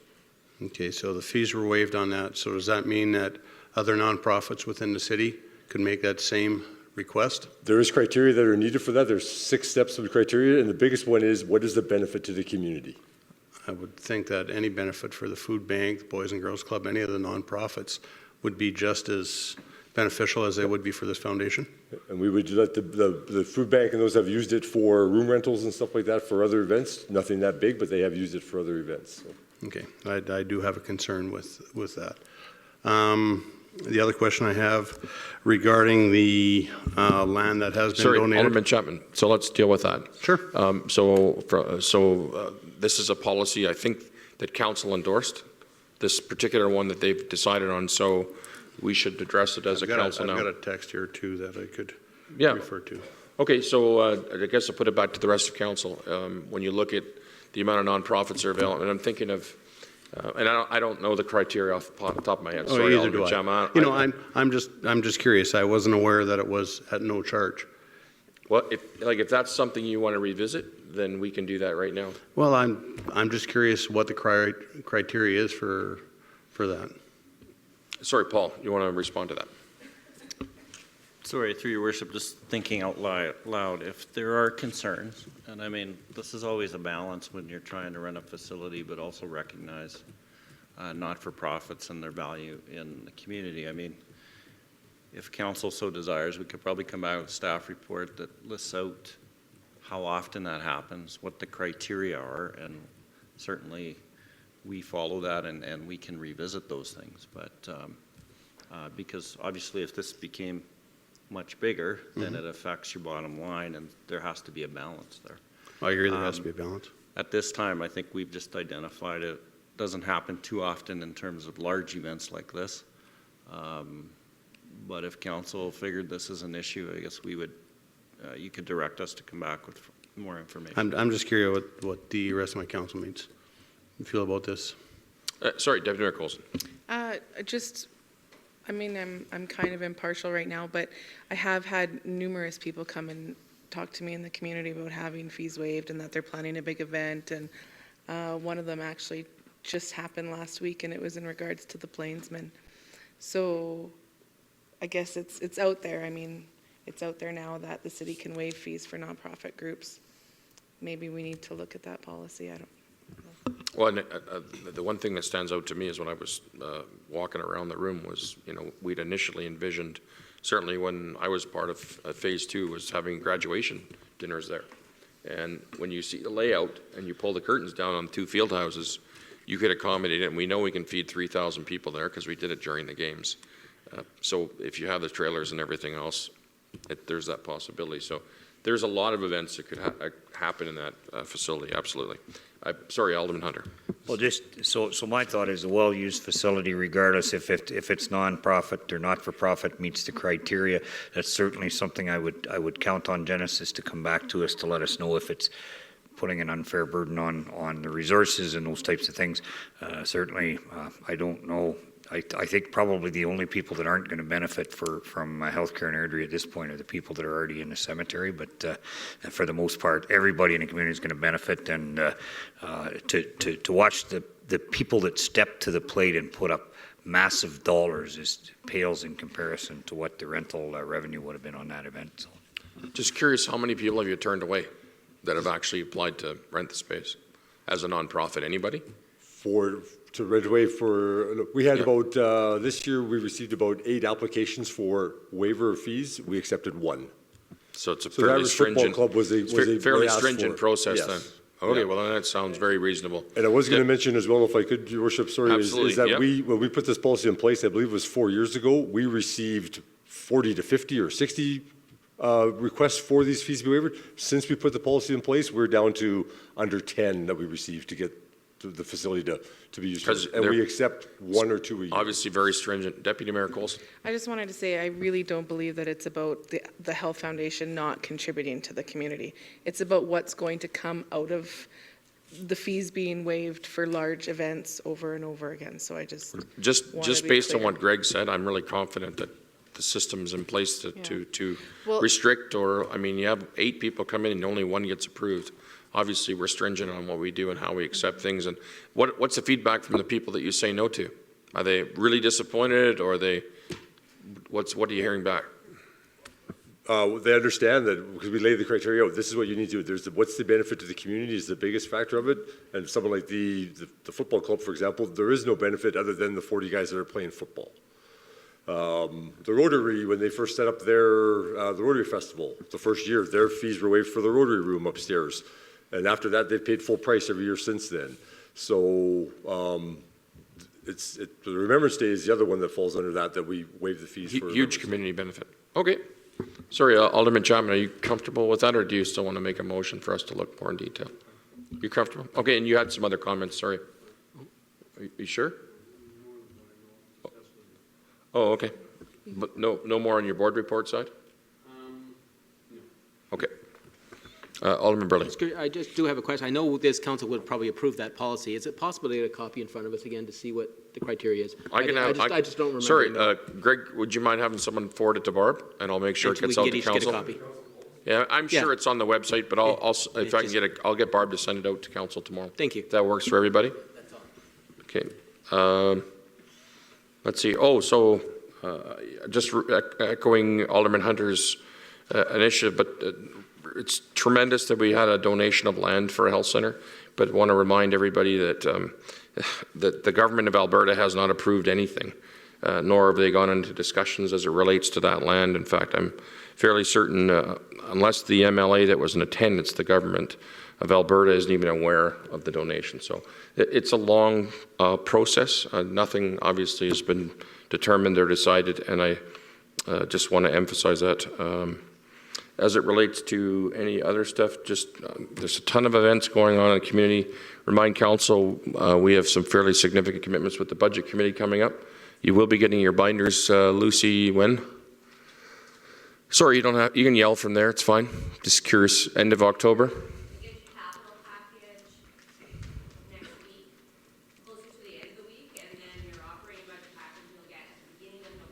Beginning of November, and capital at the end of next week.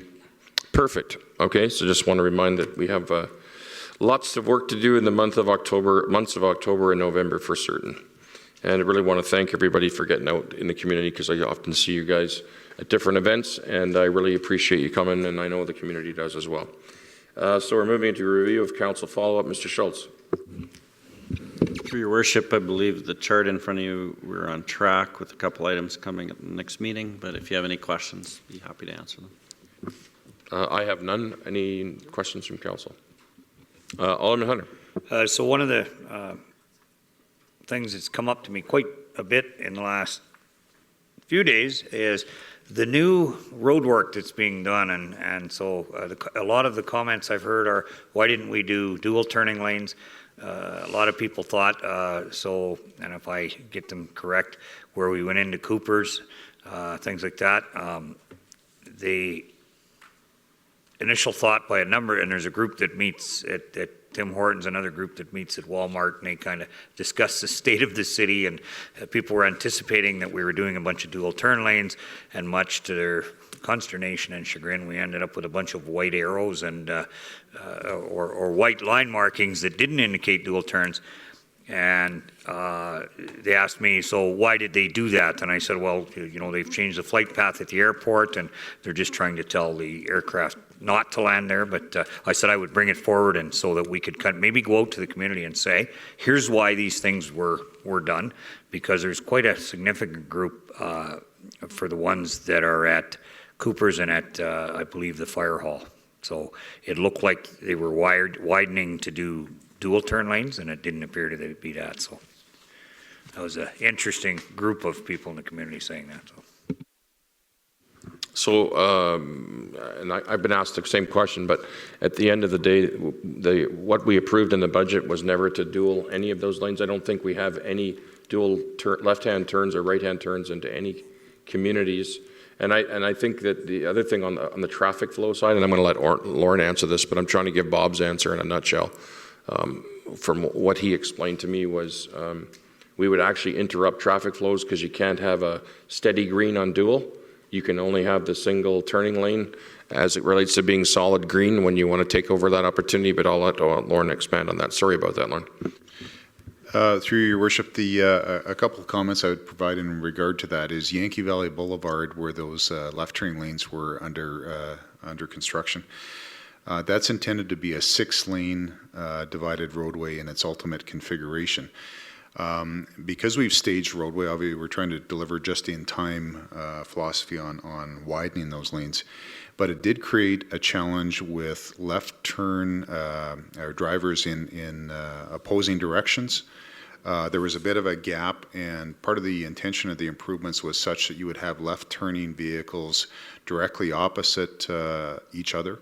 And so, in fact, while we delayed the sixth laning, we did advance some of these intersection improvements in order to allow for, I guess, a safer left turning condition. And we were also responding as well to some feedback we'd received from the community in relation to that. I can certainly chat with our communications and engineering folks to see if there's some messaging. I know that engineering and other departments would be returning back here for an update, third quarter update on capital projects. Certainly, maybe we can tie in some messaging with at that time, but we'll certainly explore that. So Lauren, just a quick question then. So on the ones that, so I know today, 3 o'clock-ish or whatever, watching northbound on Main Street, trying to unload through Yankee Valley. At that point, if the lights were changed to allow a dual turn to go westbound on Yankee Valley, certainly would have alleviated. I'm watching people now, Rona, Tim Hortons, and even in instance of Co-op, it was backed up 3 times that I watched, probably 5 or 6 cars south of the Co-op entrance there.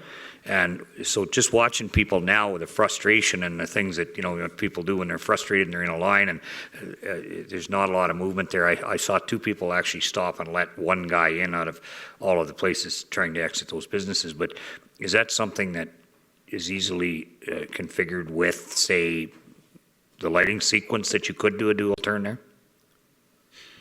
A couple things in relation to that particular issue. Now, the city staff have moved ahead with our contractors and consultants for synchronization on Yankee Valley Boulevard.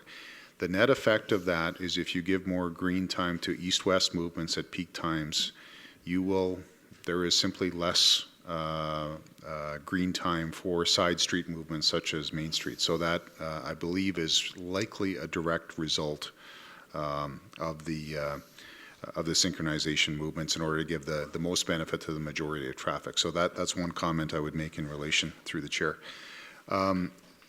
The other is that if you do dual lanes, and I think this ties into what the mayor was referring to, previous discussion with our engineering team lead, is that if you do dual left turn lanes in any location, essentially you need to hold back all other three legs of the intersection until such time as that traffic clears. Right now, if you have opposing left turn lanes, you can do a short advance arrow and then they can remain green for the remainder of the cycle movement. But if you've got dual left turns, particularly where you only have that coming in from one segment of the intersection, you need to, more or less, your intersection shuts down on 3 other sides while that left turning movement clears out. I guess I would offer that in relation to the question posed. Okay, thanks. Thank you. Thank you, Lauren. Appreciate that.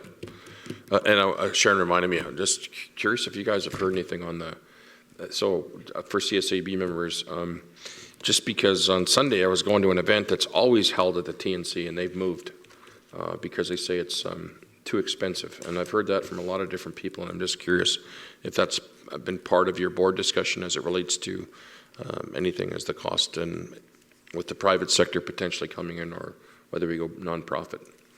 If that's been a conversation you guys have had at the board level. Still waiting for. Thank you. Thank you, Worship. I think we're still waiting for the tender, I guess it would be, to see if there is interest and who's going to go forward with that. But I think the nights are officially done as of the end of December, I believe. Is that correct? Yeah, that's what I thought too. Okay. Sorry, Deputy Mayor Coulson. I just wanted to say, Your Worship, that I did read in the minutes that was a concern that was brought up about affordability when they were talking. Yeah, that's why I brought it up. Yeah. Yeah, okay. Yeah, no, for sure. Okay, perfect. Don't believe we have anything else. We are adjourned. Thank you very much. Thanks for everybody.